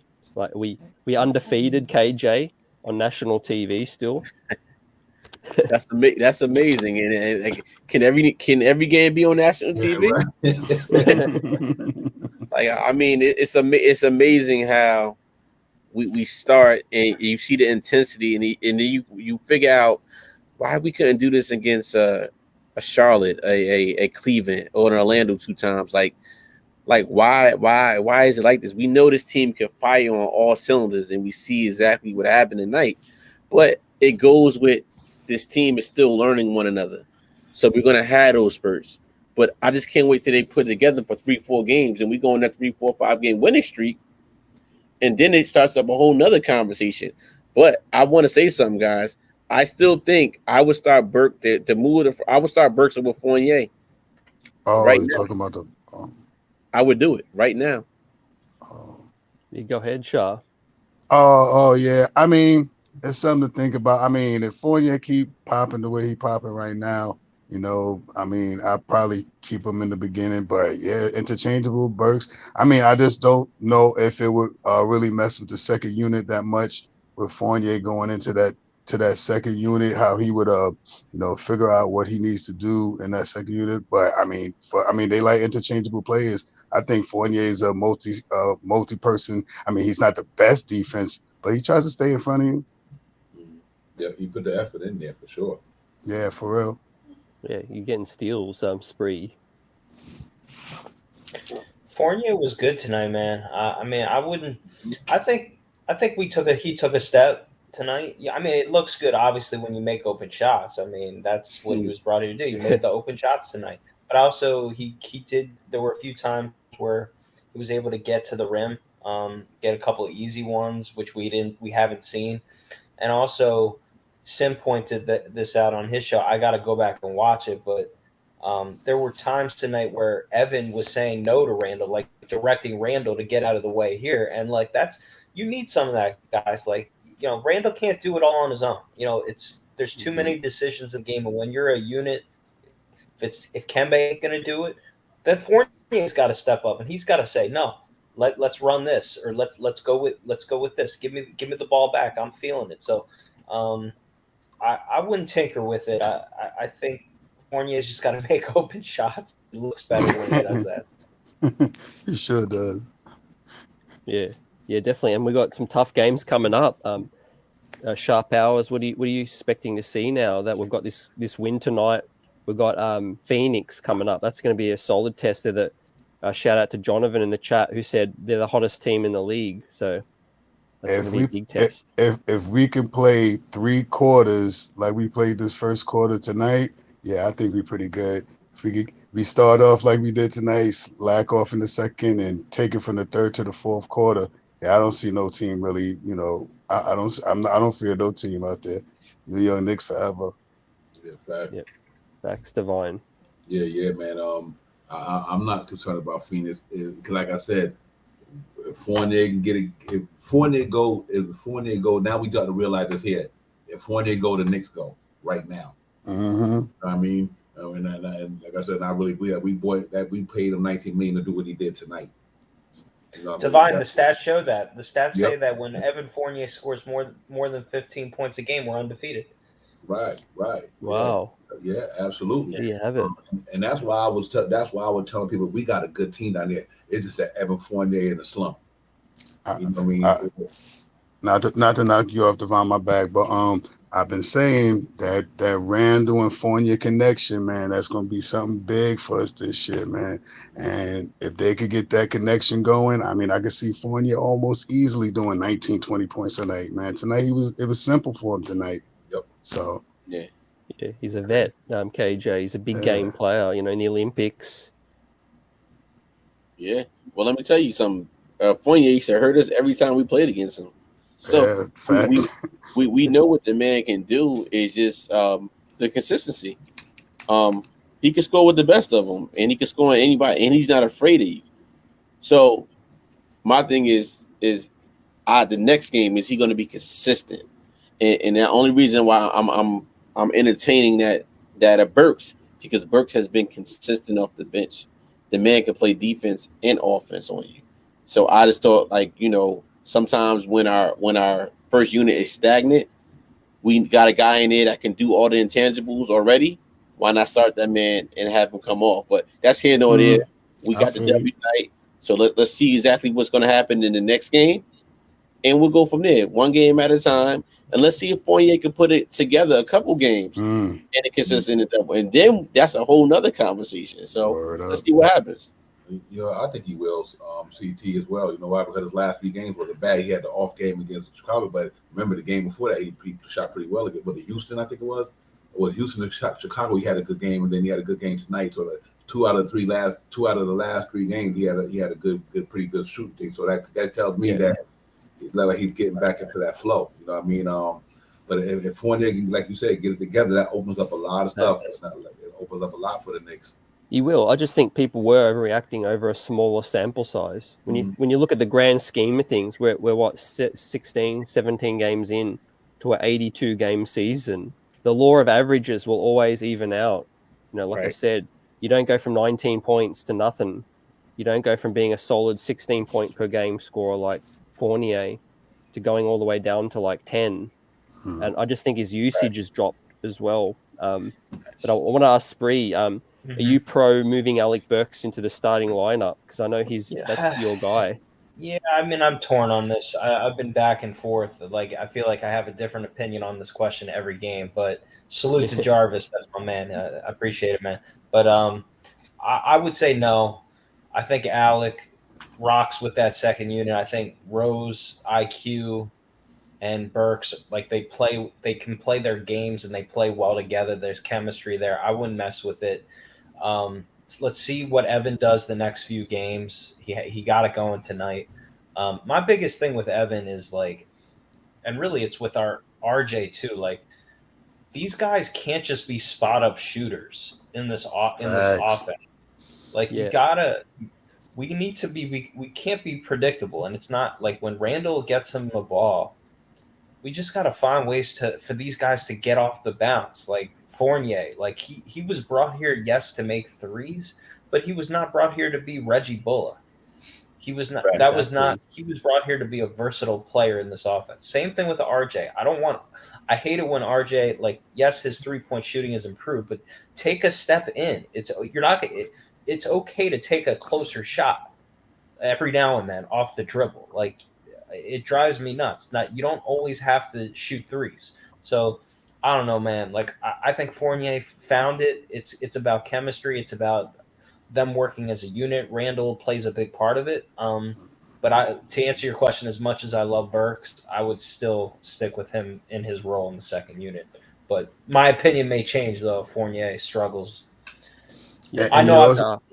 My bad. I was just gonna say, and you know, you're always gonna see Burks in the fourth quarter. I mean, that's like a given now. So if he starts tonight, we know it's not what you do if you start. How's the saying go? It's not how you start, it's how you finish or whatever.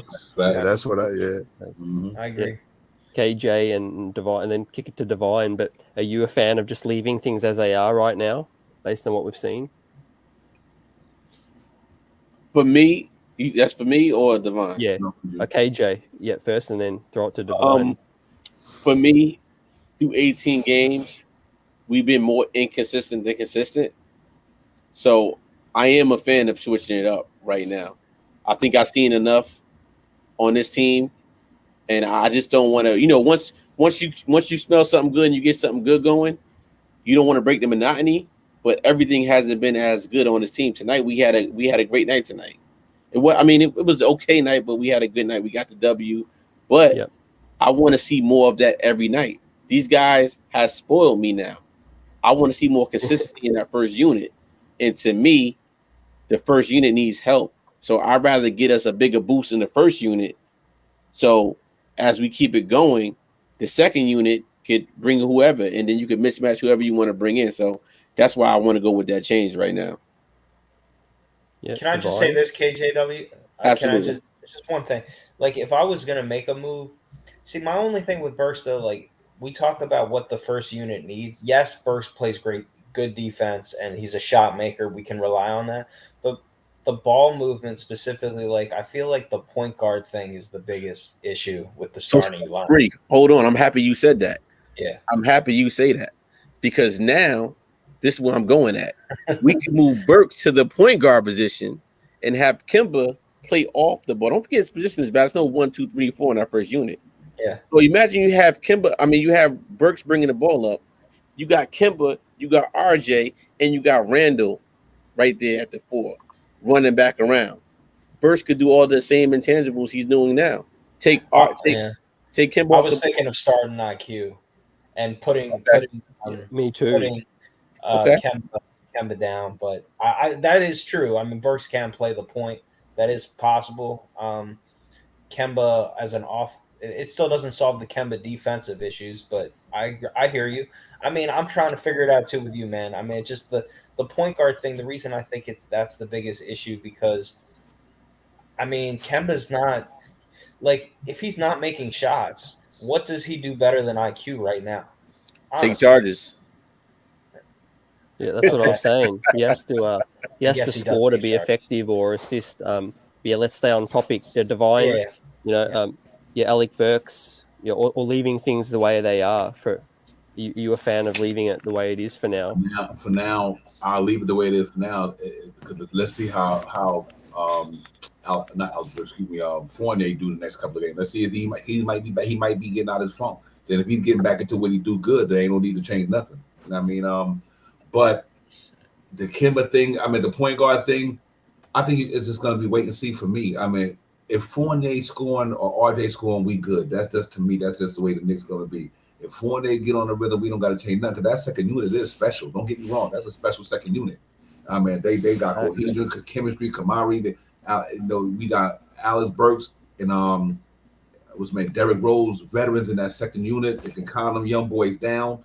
When Obi and quickly gonna have a game where the pressure might get to him, but you got savvy veterans like Alec Burks and Derrick Rose in that second unit running through them. So that's one reason why I wouldn't change it, because I do believe that that's important for them.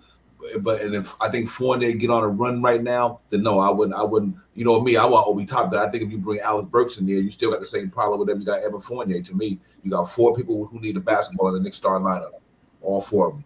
RJ needed, Randle needed, Burks needed, and who else gonna be other? RJ, Burks, Randle, they all gonna need the ball. You know what I mean? And Kemba, right? I don't know if it's enough ball for 4 guys. It's somebody not gonna have a good game. They're gonna be off their rhythm because they not gonna, like tonight. RJ only got 7 points. Why? Because Fournier had it going. And Randle had it going. It's the touches. If they didn't need Kemba touches tonight. It's one basketball and 4 guys who can get it.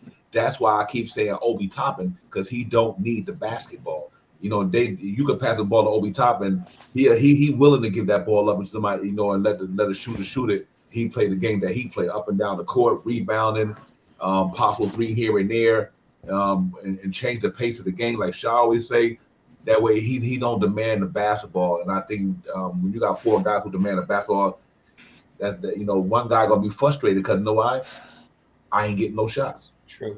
True. You know what I mean? We need a la Dennis Rodman or somebody like Obi. To me, is like a Dennis Rodman. Not say the defense like Dennis Rodman. Just saying he don't have to have that ball to be an effective player on that team. You know what I mean? And I think with Alec Burks, I think you taking one out, you taking one problem out to put in the same problem in with Alec Burks and Fournier. They got the same game.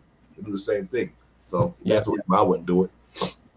And the next topic I want to touch on is so we've got 2 days off, obviously, which is great for a lot of players. But in particular, I'm looking at RJ Barrett. Tonight could have been a mini, breakout of the slump. Affected the game, not just scoring, but all the other ways. And I feel like he'll benefit from a nice break, get his legs back. Let's go around the panel and get your thoughts on RJ Barrett. And leading into 2 days off, and then the Phoenix and Atlanta matchup, starting with KJ Dub. I think RJ is another player that has to really analyze his game. What is his strong point right now? We know the man can shoot threes when he's good, but to me, his strong point is like Julius Randle, taking it to the basket and getting to that foul line for right now. And then once we keep doing that, you open your 3-point up. So I just think he needs to analyze his game and to see what his strong points are. Look at all the games he was cost effective in, and that's it. Yep. Yeah, facts. And Derrick Rose too, KJ. Derrick Rose, obviously the 2-day break could help him get his legs back too. Absolutely. We know what D Rose can do.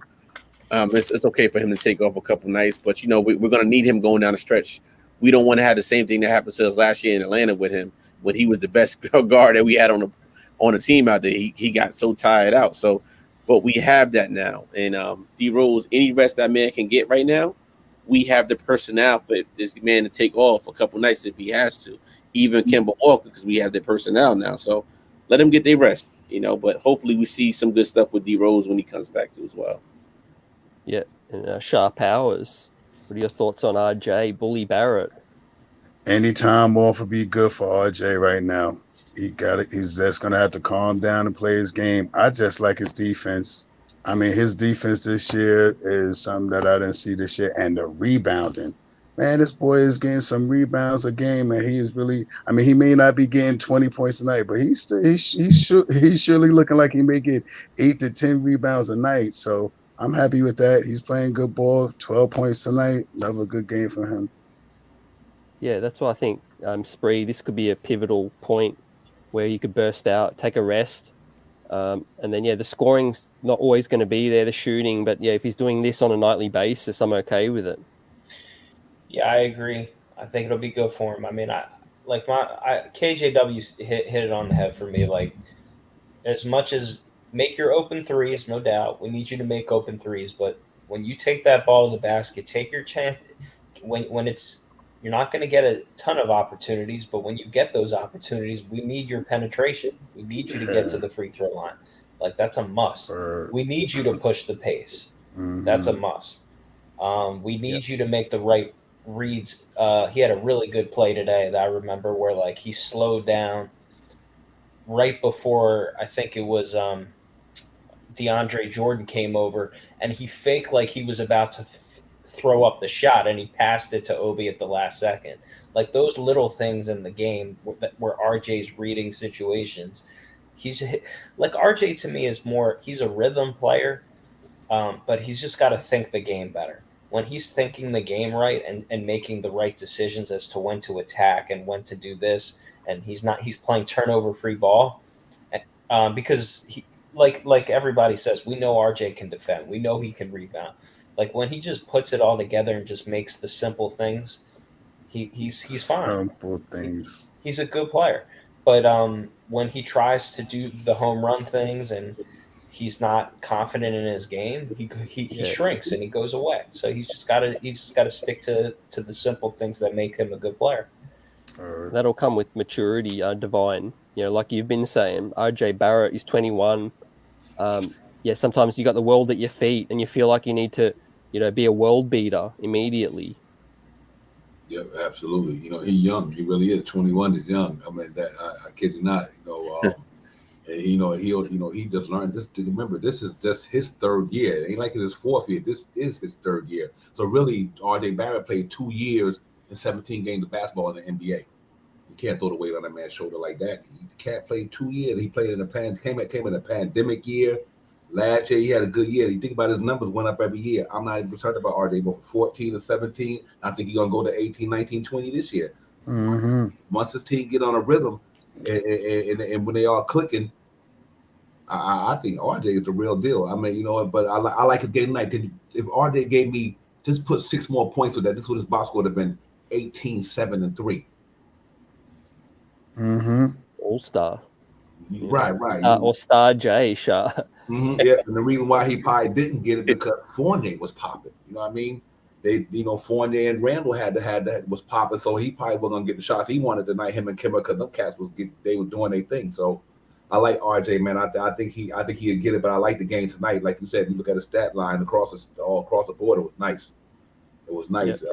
And them threes he was knocked down looked good. He was just doing his thing, man. It's the NBA, man. It's a grind, man. It's tough in there. And look at who they played against tonight. Like I said, they ain't going against this wasn't Orlando. This wasn't Houston. This was Hall of Famers he was going up against tonight. Carmelo Anthony, first ballot. Russell Wilson would probably be first ballot. You know, Dwight Howard would be in it. He won't be first ballot, but he'd be in there. You know what I mean? Then you got Anthony Davis and you got DeAndre Jordan. I mean, they went up against a tough team tonight. And I think people don't sleep. The Lakers, once they get that thing together down there, I'm telling you, watch at the end of the season, they're going to be a problem.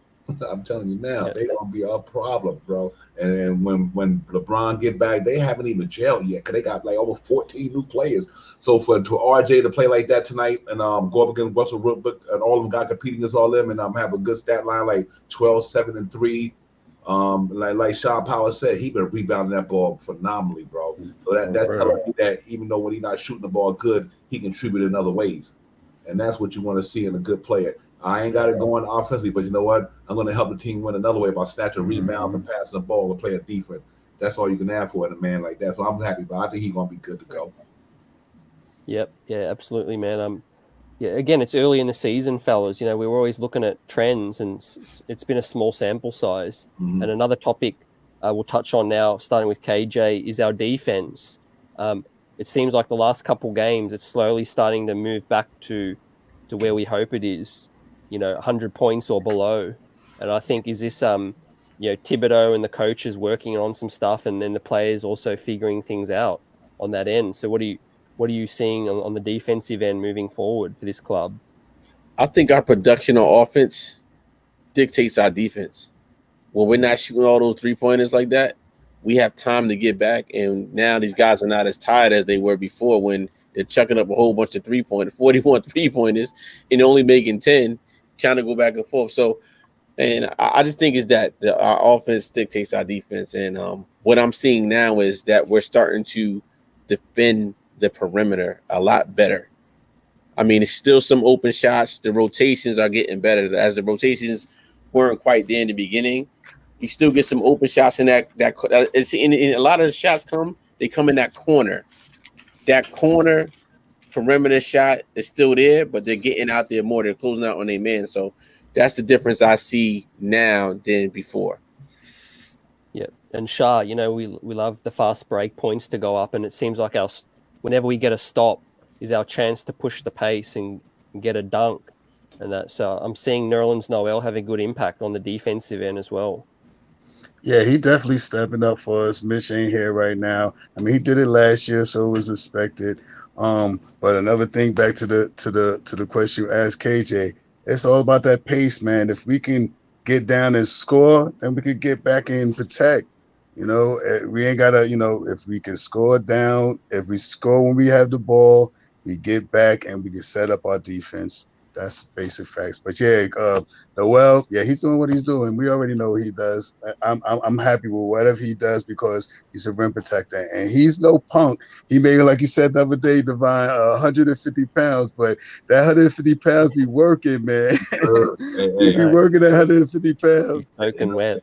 Hey, they the side of the dog to fight the dog, right? Yeah, for real. So he gets busy. I'm with Noel.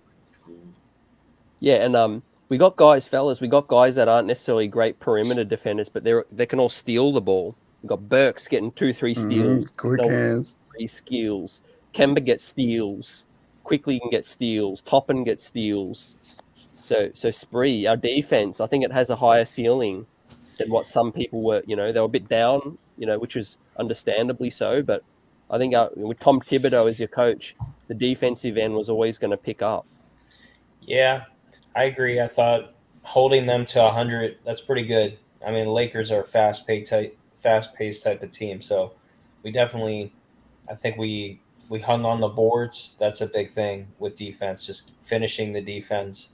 I thought the fourth quarter defense was really good, unlike the prior games, just like flying around. I like making that last rotation of the defense because even when they made threes, like they were all like the Melo three in the fourth quarter, that was good defense. Like if Melo's gonna make that with the guy IQ, the hand in his face, I'm cool with that. Melo's a good shooter, so I'm fine with the defense. I'm fine with. I mean, we out rebounded them by 2, which is good. To me, the biggest thing is finishing the defense, the rotations, communicating. Noel masks a lot of flaws. Hopefully, when Mitch is healthy, he can do that. But we should be a good defense in theory. We have enough defenders to defend. Kemba's not a good defender, but if we can cover for one another, it'll look good. So tonight was a step in the right direction. Yeah, definitely. Divine, give us your thoughts on this topic, the D. Yeah, since the Indiana game, we've been playing pretty good. I think that since the Indiana game, we've been coming along slowly but surely. We played a good defensive game in Chicago. We just let that third quarter, and but we overall been playing good. And I knew that was going to get finally correct itself. I don't think a team. I don't care how good the NBA got. I'm just trying to make a point. That's why I'm bringing this up. The Knicks still got some of the stakes at the same player they had last year, same system, same philosophy. It don't nothing change overnight like that. We knew that eventually was going to get back at this thing. You know what I mean? I just think that it's early in the season, and with Fournier and Kemba Walker, even though they're not ready, Bullock and Alec Burks from a defense standpoint, but I still think they hustle enough, or they put in effort. Let's play that they put in the effort enough that we could cover for each other on that team. And I think it's just going to be a matter of time. Listen, everybody might be down on Kemba right now, but I'm trying to tell you, he's going to find it. He's a professional ball player, and he's going to find it. Why? Just like Fournier. I know we down on this team because winning cures all, but once Kemba Walker start rolling, he got to learn this offense just like everybody else. True. Fournier not familiar with this thing. They didn't play in the system last year. That takes time. So all you can do is hopefully that you shoot that night and you're going to be all right. So I think when he come along, the defense is going to get better because now the offense is clicking and it takes the pressure off the defense. Now I do think that once he get going and Fournier get going, I think we'd be fine. But our defense, especially with them two boys down in that front court, man, Mitchell Robinson and Noel. I think once you think about it, like Mitchell Robinson hadn't even really played at this level yet. I think we haven't had Noel for about 5 games this year. I think once all this stuff click and just come together, and I think we'll see a really good defensive team down there because that second unit they got energy and defense in there. Because no matter if it's Nerlens Noel or Mitchell Robinson, you got that 5 spot locked down for the anchor spot. You know what I mean? So I do think Obi playing much better defense this year. Burks, he not surprised me, but I'm glad to see he going hard the way he's going on the defense this year. Burks is playing some phenomenal defense, believe it or not. Phenomenal. And quickly came around. He like KJ said, he picking the ball up from half court and beyond, putting the pressure on the point guards. So I do think our defense will be fine, but I'm glad to see it's trending in the right direction though. Yeah, facts. And let me bring in the next panelist. I'll cap it at 6. We'll make sure everyone eats. Let me bring this gentleman in. He needs no introduction. The one, the only, Soul Finger, number 12. Whoa. Salute. Big time. Soul Finger. Salute, fam. Soul That's Finger, what I'm brother. talking about. He's muted right now, CT. What's happening, fellas? What's going on? Salute. That's my guy. Salute, Soul Finger. Yeah. What did you see tonight, man? Oh, well, what I saw was a needed win to bring to get some of those boo birds out of the tree and set some people's mind at ease. We needed this, man. What also looking at the game, I said it in the chat earlier. This was a really good win considering we're playing shorthanded. We played without Derrick Rose, who's the leader of that second unit. You know, the second unit, pretty much the team goals was Derrick Rose goals along with Randle. So that was made really big. And for Nerlens to hold it down the way he did, he's like you said, he's 150 pounds of fury guarding that rim. Facts. So, and then the fact that Julius, granted, he got 5 fouls, got to question him, but he got 5 fouls. He still managed to hold down. And Obi stepped in like he did and held it down. You know, everybody came and stepped up. And even seeing the young fella Grimes get on there, still want to see Deuce eventually, but see Grimes get a little time and make his presence felt because he's a tenacious defender. Everything will come. Far as Kemba, you know, I'm still holding on. I'm rolling, you know, because he's with us. For one, he's a Knick. His game will change. It's going. I think, like Devon said, it's eventually going to pop. But Evan, I was disappointed in Evan because he had such a great summer, the Olympics and everything. I was expecting that was going to translate over to us, and then the fact that he wanted to get, you know, the fact that he even, you know, he jumped on one of the with CP and took on calls and everything to be part of and inundate himself into the Knicks culture and the Knicks community. But you know, since the Boston game, he hasn't really been firing off. But he sure made it a point tonight to show us what that money can do. But the bottom line is defense and focus, man. Defense and focus. I've been screaming that the whole time. You know, defense wins championships, man. Defense give you those rings. You know, and defense it goes everywhere you go. Your shot may fall off, but the defense, it continually moves with you. Facts. Yeah. Like I said, this defense will pick up with Tom Thibodeau as our coach. You know, I'm not worried, and I'm loving the fact that at this point, after 2 days break, we play 2 of the hottest teams in the league. Right, we got time to prepare, recharge the troops. You know, jump into it, KJ. You know, full on in this next stretch. If we pick up a couple good wins, suddenly, you know, this stretch could not look as bad as we think it might be. This is what no boys allowed in this league, NBA. Iron sharpens iron. Like I said earlier, and with Devon, I said, you know, I'm gonna do a great quote from the great Rosie Perez, and white man can't jump. Sometimes when you win, you really lose, and sometimes when you lose, you really win. And in that Chicago game, we only lost by 6 points, but I felt the Knicks had a great loss. I'm gonna call it how I see it.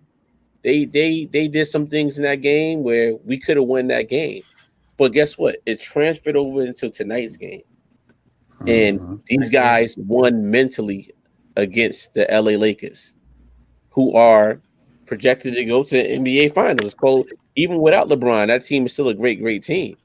So I'm saying all this to say is the Knicks now, they played a great Laker team. Now we going to play Phoenix, right? So what's the difference between Phoenix and Lakers? They're both on the West Coast, right? But the Knicks could play against anybody. And I feel if they're making their 3-pointers, they're going to the hole, and the bench is doing what they're doing, the Knicks can win on any single night. And I think they get this W against Phoenix. Hey, facts, Shah. Yeah. I mean, you know, that's the ticket right there. And I'm with you, KJ. I think I'm not fearing no team in the NBA with these Knicks right here. They starting to gel. Their defense is starting to come together. I mean, everyone talks about Elfrid and Bullock and stuff like that. I mean, these last couple of games, I mean, I've been seeing some great defense without those guys in there. These guys are stepping up. So, I mean, and just like my man Soulfinger say, defenses win you championships. Mm-hmm. Yeah, Divine, go ahead. I'm excited about the game against Phoenix. I think, believe it or not, if Rhodes is back, Mitch might be back. If our team is back, I really like our chances. Yeah. Let's say if we just play with the team we played tonight. I think good as DeAndre Ayton is, Nerlens Noel is not a slouch on the defense. the DeAndre Ayton ain't just gonna walk up in the guard and tear us up. I tell you that right now. I think Nerlens Noel will make it difficult for him. I'm not saying you're gonna stop the dude, but I think Nerlens Noel will make it difficult for that man. I mean, but don't get me wrong, DeAndre Jordan is not no DeAndre Ayton. Let's not get it twisted. But I think Noel is just one of the guys who got energy. He play hard. He's a smart, savvy guy, man. And I think he's gonna make it hard on Ayton. Now I think Julius Randle got to go at the Fournier. And hopefully Fournier can continue doing what he's doing. I think Kemba Walker might have a better game against Chris Paul for this reason. He's just slower in his age. You know what I mean? He's a little slower now. I don't think he's gonna run. He's not Russell Westbrook. You know what I mean? He ain't gonna run that boy crazy. Now he might get around that key and start doing that dancing and that pull up, that mid range pull up. Yeah, you know what I mean?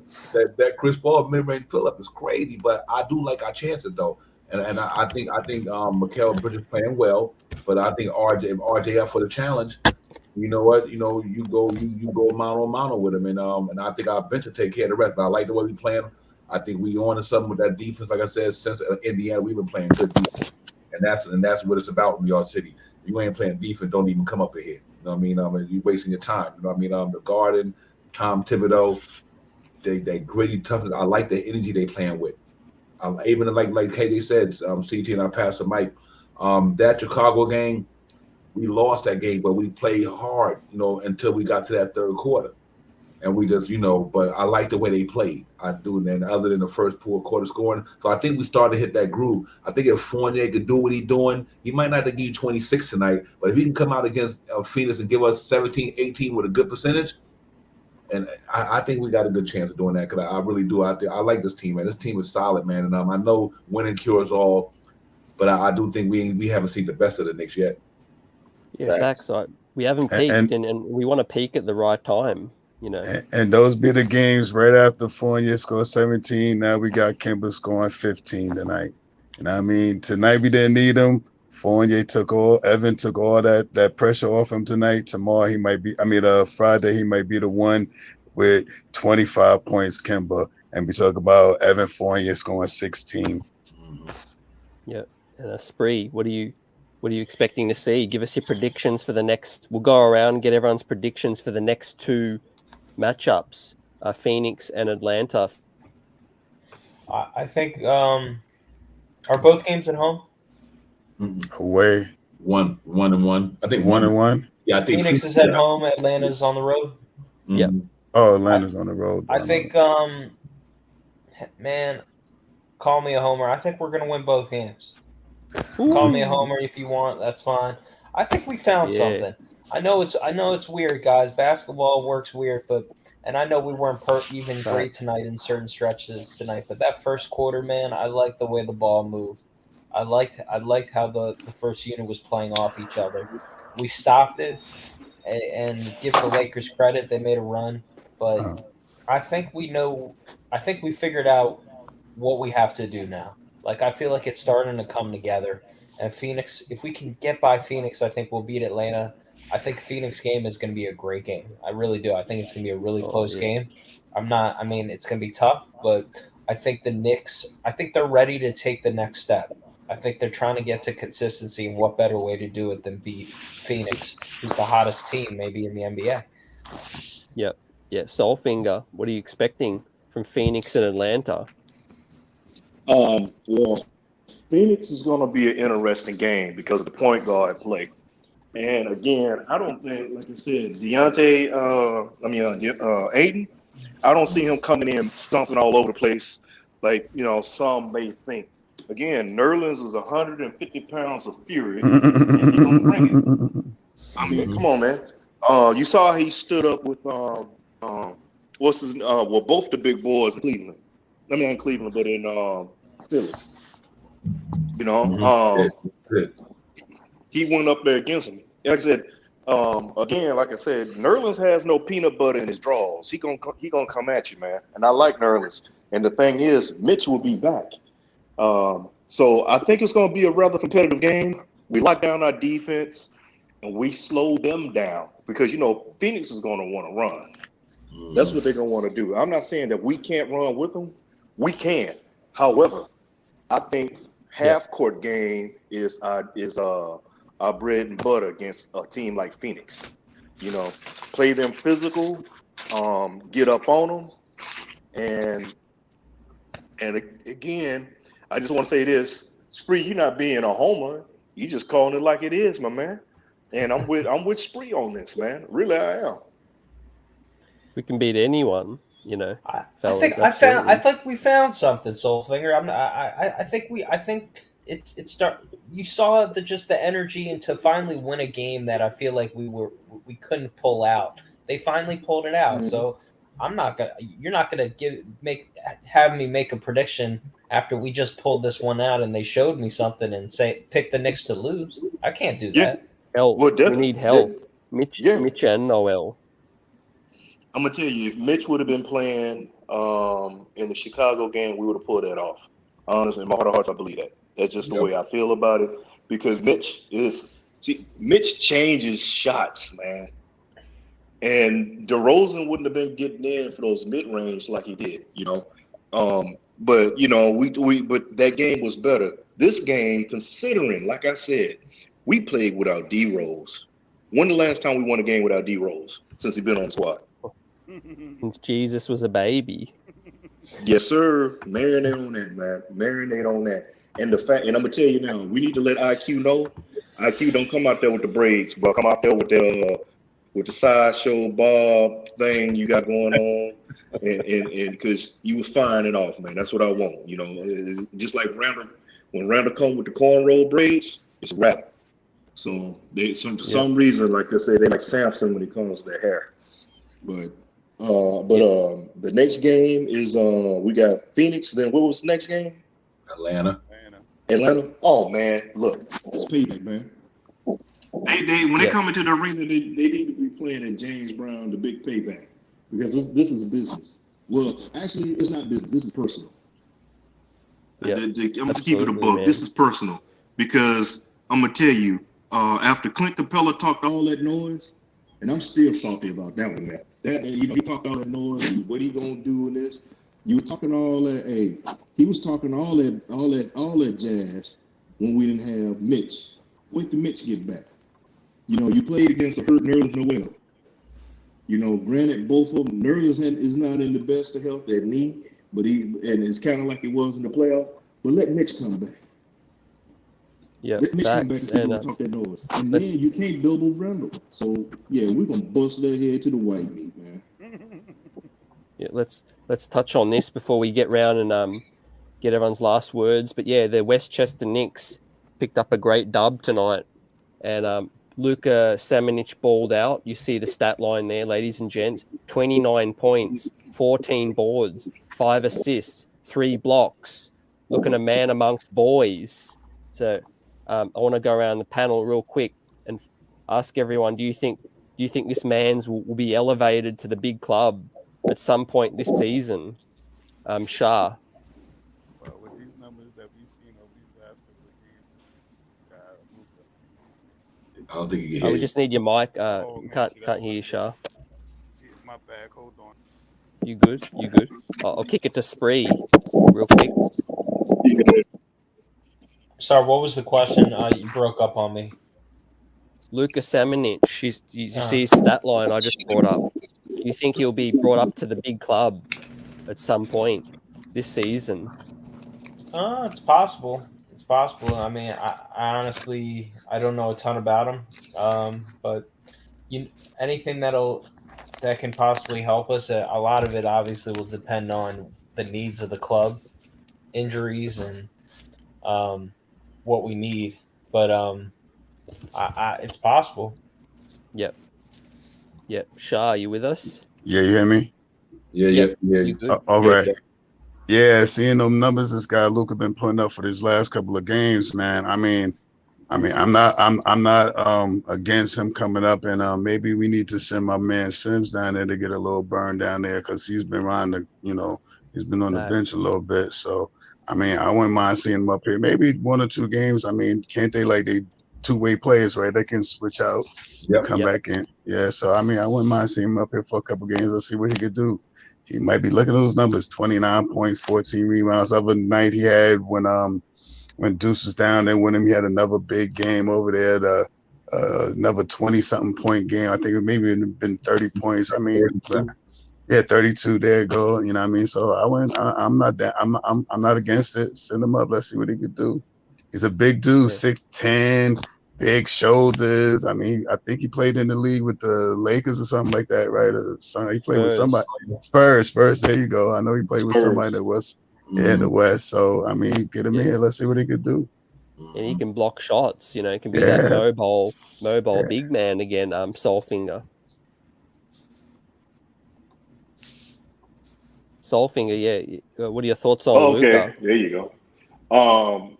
You know what? I would like to see, but considering that he was with San Antonio, and let's be honest, San Antonio, they know how to pick talent, man. They can flip under a rock and find you a winner, man. So the thing is supposedly his motor he had a low motor, so he didn't get along with Pop. Hey, it is what it is. Different location, different team. But we would have to make room to bring him up. But he's putting up some good numbers in the G League, man. You can't sneeze at these numbers. Exactly. Maybe later in the year he may come up. If not, he may be on the roster on our roster next season. You know, so that's something to think about, because I just don't see us pulling a guy from San Antonio and just letting him go get busy like he's doing and not make a move for him. So I would say if he comes up, he may come up in the later in the year, if possible, but for sure next year, because he plays both small forward and power forward, correct? Correct. 4 or 5, maybe. He plays 4 and 5, yeah. 4 and 5? Okay. Yeah, because like I said, I think the only deficiency we really have is that big wing. We need a big wing. You know, we're doing fine now, but I think we really need a big wing. Yep. And Divine, give us your thoughts on if we see Luca come up, you know, because this is only his second game, very impressive numbers. Mm-hmm. Yeah. You know what? I think you send Sims down there and bring him up. Got enough centers. Sims need to go down there and get daily run. We got enough. Yes. You know, we got a lot of centers, bro. But what we are lacking, that 6'10", 6'9", 6'10", like a little taller, who can put the ball on the floor like he can do it. He can shoot it. You know, like I said, I guess I always say, man, it's not how you start, it's how you finish. You know what I mean? Maybe San Antonio just wasn't the right place for him. Pop is a hard dude, man. You know, I seen Pop chew out Tim Duncan many times. You know what I mean? And, you know what I mean? He you know, and maybe Luca just couldn't, you know, he wasn't ready. Like you say, he wasn't hustling. But he was young. He was the 19th draft pick, right? Yep. Yes. You know? Yeah, 19. Yeah, so I mean, you know what? Bring him up, man. Knicks signed him, you know. But if he can help the club, I do like that size on the wing and being able to put that ball on the floor. Having centers right now, which is where we got 3 centers. He the fourth dude on the center spot on the Knicks.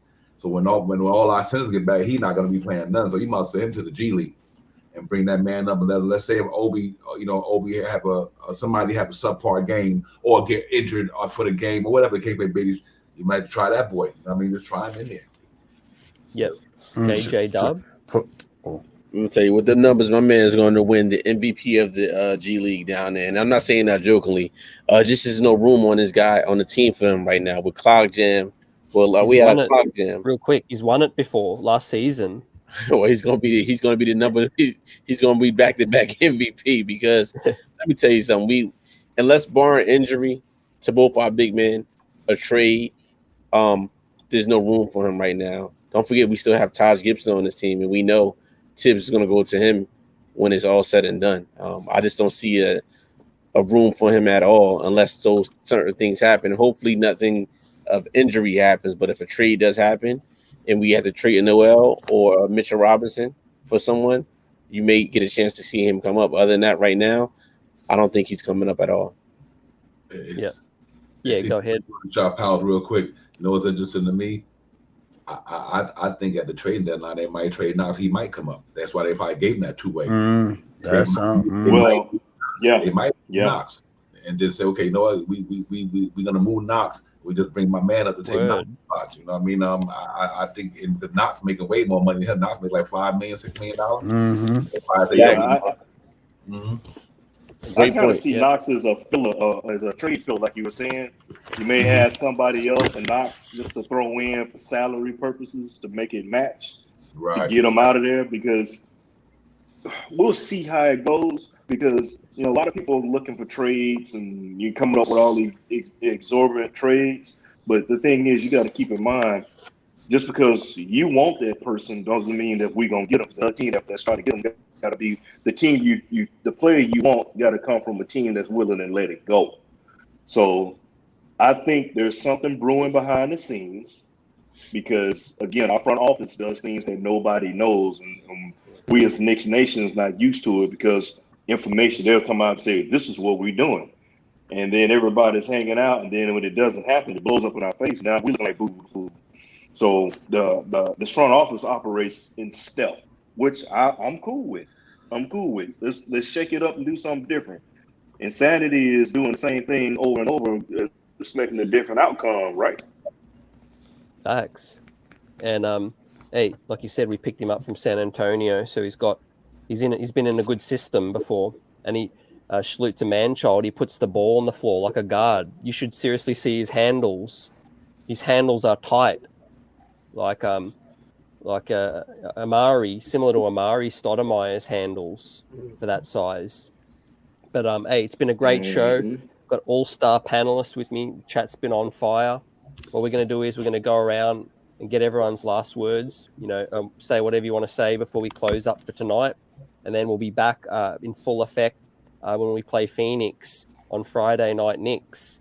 I'll start it off with Soulfinger. I appreciate you, fam, coming through. Yes, sir. Appreciate it. Hey, all I got to say, fellas, in closing is, let's take it all one game at a time. You know how you eat an elephant? One bite at a time. So we need to take the season the same way. Don't jump over the side of the ship like Jacques Cousteau, because we didn't hit. We weren't getting the W's like it should go. As we win, defensive teams take a little bit longer, but stay the course. We're gonna be fine. And once we punching everybody in that bottom lip and giving them gut punches and hitting them with the DDT like Jake the Snake, they'll know what time it is. Thanks. Hey, great points, Soulfinger. I appreciate you, fam. You're welcome anytime. Come through. Spree. Appreciate it. Yeah, appreciate you having me. It's always a pleasure. It's always good to talk to you guys after wins, and the losses too. It's therapy. Yeah, I mean, it's going to be, the games keep coming. Phoenix is going to be, I think it's going to be a great game. I really do. I know I picked us to win. It should be a really close game. We have a lot of talent on this team, and we just got to get out of our own way. If we play like we do in like we did tonight for a lot of the game, and eliminate the bad. And I mean, Julius he's a talented player, man. He can be that 20, 10, and 10 guy that we all know he can do it. And I think he can do it. It's just got a matter of eliminating the bad. So hopefully he will help him, and I think he's getting better. So it's gonna be interesting. Yep, that it is. And appreciate you, Spree, your takes, your passion. Always welcome here anytime. You help keep the streets buzzing. Same as Soulfinger 12. We go way back. No two more passionate fans, and appreciate you. And Sharp Hours, you know what it is. Hey, appreciate you coming through now with the setup, looking fly, great takes. Orange and blue. Let me tell you, CT, I want to say thank you for having me on your spot tonight. This is the first time I've been on here. Second time I actually been on. Last night I was on with you guys last night. So with Knicks Real Talk with Divine. So I'm just half full. I'm happy about the Knicks. I know once we gel, we be all right. And I mean, everybody that's on the panel, my man KJ, Divine, Soulfinger, Spree, the chat, where it's at, like you say, Divine. I'm happy. Knicks forever. New York Knicks. Salute. Yeah, facts, Shah. And appreciate you linking up with my mans Divine and KJ Dub on that opening night. It'd be something you guys will always remember. Forever. Yeah, absolutely, man. So, was that your Shah? Was that your first trip to the Garden, or are you a regular? Oh no, I'm not a regular, but I've been to the Garden plenty of times. Like I was saying, one time, I was there with the 4-point play. I was there when Reggie did the choke. You know what I mean? That last the last 4 or 5 second game when he did the choke. I was there. So I've been to a couple of memorable games with the New York Knicks. I mean, I put a little enhancer on my face tonight, so I look a little younger than I am and stuff. But I've been around. I've been around for a little bit. You know what I mean? So that's what it is. Yeah, man. I'm thinking like, man, were you a baby when you were, when those games were going on? I'm half a century ish. I'm a little bit more than half a century. So yeah, you're doing it well, man. Whatever you're doing, share your secrets. hold on, let me pull this down. One thing I do is ball my head out a little bit. Go to the bar, will give me a little enhancer. I'm good. Everybody join the club, brother. Had to get it popping today too. Be that 75th anniversary caps fly. That's just called being aerodynamic, fellas. That's what it is. That's what it is. That's right. I'm a little bit under the weather too, so but I'm here with my family right now. You guys just make me feel good. You know what I mean? I was in the best earlier today, getting the Knicks win and enjoying myself with you guys. I'm amped. I'm hyped. Yep. Hey, you're on this roller coaster with us, man. We've got a long way to go. Glad we linked up, or you linked up, and we're connected, and it's going to be fun. As the games roll on, and sharing the season with you, the chat. Your takes have been fantastic in the chat, keeping us juiced, keeping us amped. Appreciate it, and come through anytime. Oh, for real, I'll be here for a while. I ain't going nowhere. So peace, KJ Dub. Appreciate you. I'm disappointed you didn't drip up for my show. Knicks Real Talk, you drip up, but drip up. He was like on that night. I'm like, yo, Bob up in the panel tonight. What's up? Hey, listen, every event called for something different. Ashley, bad news Friday night. I'm actually gonna miss the Knicks game because it's another big event I'm doing over it. So I'm gonna get back and forth. You got to get your priorities straight, Yeah, AJ events, brother. Y'all know what it is. Events that happen in my life, and that's another thing I wanted real quick. CT is I do events, but it's also events that happen in my life. So when you see me post things, I might post my son dribbling basketball. It could be any little thing. It could be an event that I think that was cool. It's not just events that I do, but I want to say this first and foremost. Happy Thanksgiving to each and every one of you families. Enjoy yourself out there, whatever you're doing. Be safe. Drink real responsible. Unless you get this W. CT as always. Thank you for allowing us to all come on as a platform. It's not too many that let us in, but we all here. Divine, you already know. Thank you real quick. As always, Soul Finger, my brother. Soul Finger. I love that right there. Shy, you know what it was. It was mutual respect when we met you. For real. We're gonna meet again some more, but as always, I guess I told you. That's all good. But as always, I appreciate all of you guys on this panel. And I look forward to getting more and more with you guys because it is therapy. Like I always say, you never know what somebody's going through. We all get on this panel for free to have a great time and talk about our beloved Knicks. So salute to UCT. Always like and subscribe. Streets is buzzing. Knicks Real Talk. Yeah, facts. Appreciate it as always. And Divine, take us out for today. Yeah, man. Great show. Salute to the panel. You already know Soul Finger, Shaw, my brother, KJ, all you guys, man. Salute to the world most powerful chat in the business. You already know what it is. The chat is sad, without y'all ain't no streets above no Knicks Real Talk, man. That's real talk. But listen, man, I just want to put this out there. Knicks is 10-8, 6 in the Eastern Conference. We got 2 days off. By the time the Knicks play Friday, I got a feeling we're gonna be 5th or 4th. That's the two teams about to beat each other up for a couple of days. So it was a good win tonight to keep us 2 games over 500. Knowing that we off the next couple of days, and if you look at the schedules around the NBA, the time we play Friday, these next 2 games, everybody gonna be beating each other up.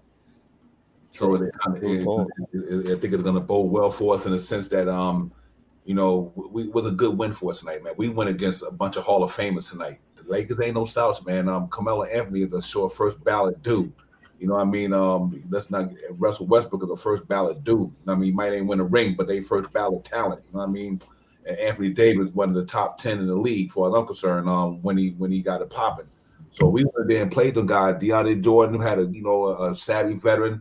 And we played a good game tonight, man. What I'm happy about tonight, guys, we had a bend but don't break mentality. We bent. We gave up 26 points back, but we ain't break though. You know what I mean? We ain't break tonight, and I thought that was real important for that young team. Them guys, they could let them guys come back on it, but they didn't fold. They never let them get the lead. They got down by 2 points, and they still didn't let them get the lead. So I just say that to say that you could tell that the team started to turn around. We started to look good in New York, step by step, man. Once Kemba and Fournier get in rhythm, you're gonna see what we were talking about at the beginning of the season. You know what I mean? I think this team got a good chance to go in there tomorrow, Friday, and beat the Suns. And I do think we can go down to Atlanta if Derrick Rose and Walker back. And they playing good. They won 5 games in a row, so we're gonna give the Hawks their flowers. But I do think that we go down there and we might win both of the games, man. That just would be wonderful. You know what I mean? 12-8, 20 games, 4 games over 520 games. You take that all day right now until this thing get popping. Yep, real talk. Hey, I just want to say, of course, all of you, peace and love to you, all of your families, your loved ones. Take care, eat lots of food, share love and stories, laughter. That's what we need. Appreciate you, the chat. Keeping us going, keeping us juiced all season long. Love your takes. The New York Knicks are going to get their rest assured. Derrick Rose and co. Mitchell Robb going to come back, with a lot of fervor. I think, we're going to tackle these games head on, this weekend. But as always, it's been a great show. The chat, let's do the roll call, Divine. Let's go through everyone. Indeed. I'll kick it off. Okay. Yeah, go ahead. Yeah, real talk. I don't want to leave out. Soul Figure, don't you got something coming up that you need to get a plug in there for your show? I know you got a show coming up. Am I right? Yeah, Sunday, 4:00. Myself and my man Stopper Don, we are part of the Blorns Tears channel. It's called 101. Me and my man Stopper Don. We got a little different twist to it. We talk about things that's going on around the league and how things can affect our beloved New York Knicks. So, hey, if you're not doing anything on a Sunday, 4:00, come on through and chill with me and my man Stopper Don, Stopper D. He likes to shoot out some questions and make me put my thinking cap on and come correct. So, and as we go, we're gonna have some changes as we keep things going, and maybe some surprises and some guest folk to pop up on the show. So, appreciate the love, but come on through and chill with your boy. Yes, sir. Yes, sir. Yes, sir. Hey, listen, man, to the chat, Jonathan, you already know, man. Terrell Turner, be civilized. Jarvis, man, Jarvis, we got you, brother. You maintain, man, and keep your head up down there. Man, real talk. Boost Mobile in the building. You already know what it is, man. Child, all you Lex the Destroyer. Salute to you, my man. All you guys coming through here representing and supporting these shows. Allah wide, peace of the God. Appreciate you, my brother. You already know. We got Soul Finger in here with us, man. We got the chat. That's where it's at. All you guys, man. Y'all, hey, man, enjoy your Thanksgiving, man. D Cool, salute to you. Let me get everybody, man. I ain't gonna leave y'all out. I can't do that, because y'all chat had it on fire today, man. Let me keep rolling real quick. But everybody, man, y'all have it. Be good with it. Enjoy your Thanksgiving. And just be grateful and thankful, man. And let's go Knicks, man. Let's keep this thing popping. We go on in Friday. Phoenix coming to town. Hopefully we can get them to beat down and win this game, man. And be 11-8, man. And we start feeling good about our team. But I think the best is yet to come, as they say, man. So thank y'all all. Real talk, man. Y'all enjoy Thanksgiving with your friends, your loved ones, your family. Be safe. Salute. Yes, indeed. COVID-19 still out there. Protect yourself. Just be careful, man. That's all. You know what I mean? And enjoy it, man. It really is, man. We having a good season so far. I'll take 10-8 all day with the way we've been playing. Still 10-8. Let's go get it, New York Knicks. We'll see y'all Friday, man. Knicksville Talk the Streets of Buzzing. Y'all look for the Knicksville Buzz video. Just dropped between the next couple of days. We go over the recap of the week and what's coming up. We dropped the video, man. Y'all come and check us out, man. We here. Shaw Powers, thank you. KJ, man. Joy you. Let's get it. Body. Soul Finger, man. Joy Yeah. my brother, and y'all be safe out there. CT, man. You know what it is. The streets of buzzing, man. Salute. Let's get it. We're Let's on track. get it. Peace. Go New York, go. Peace.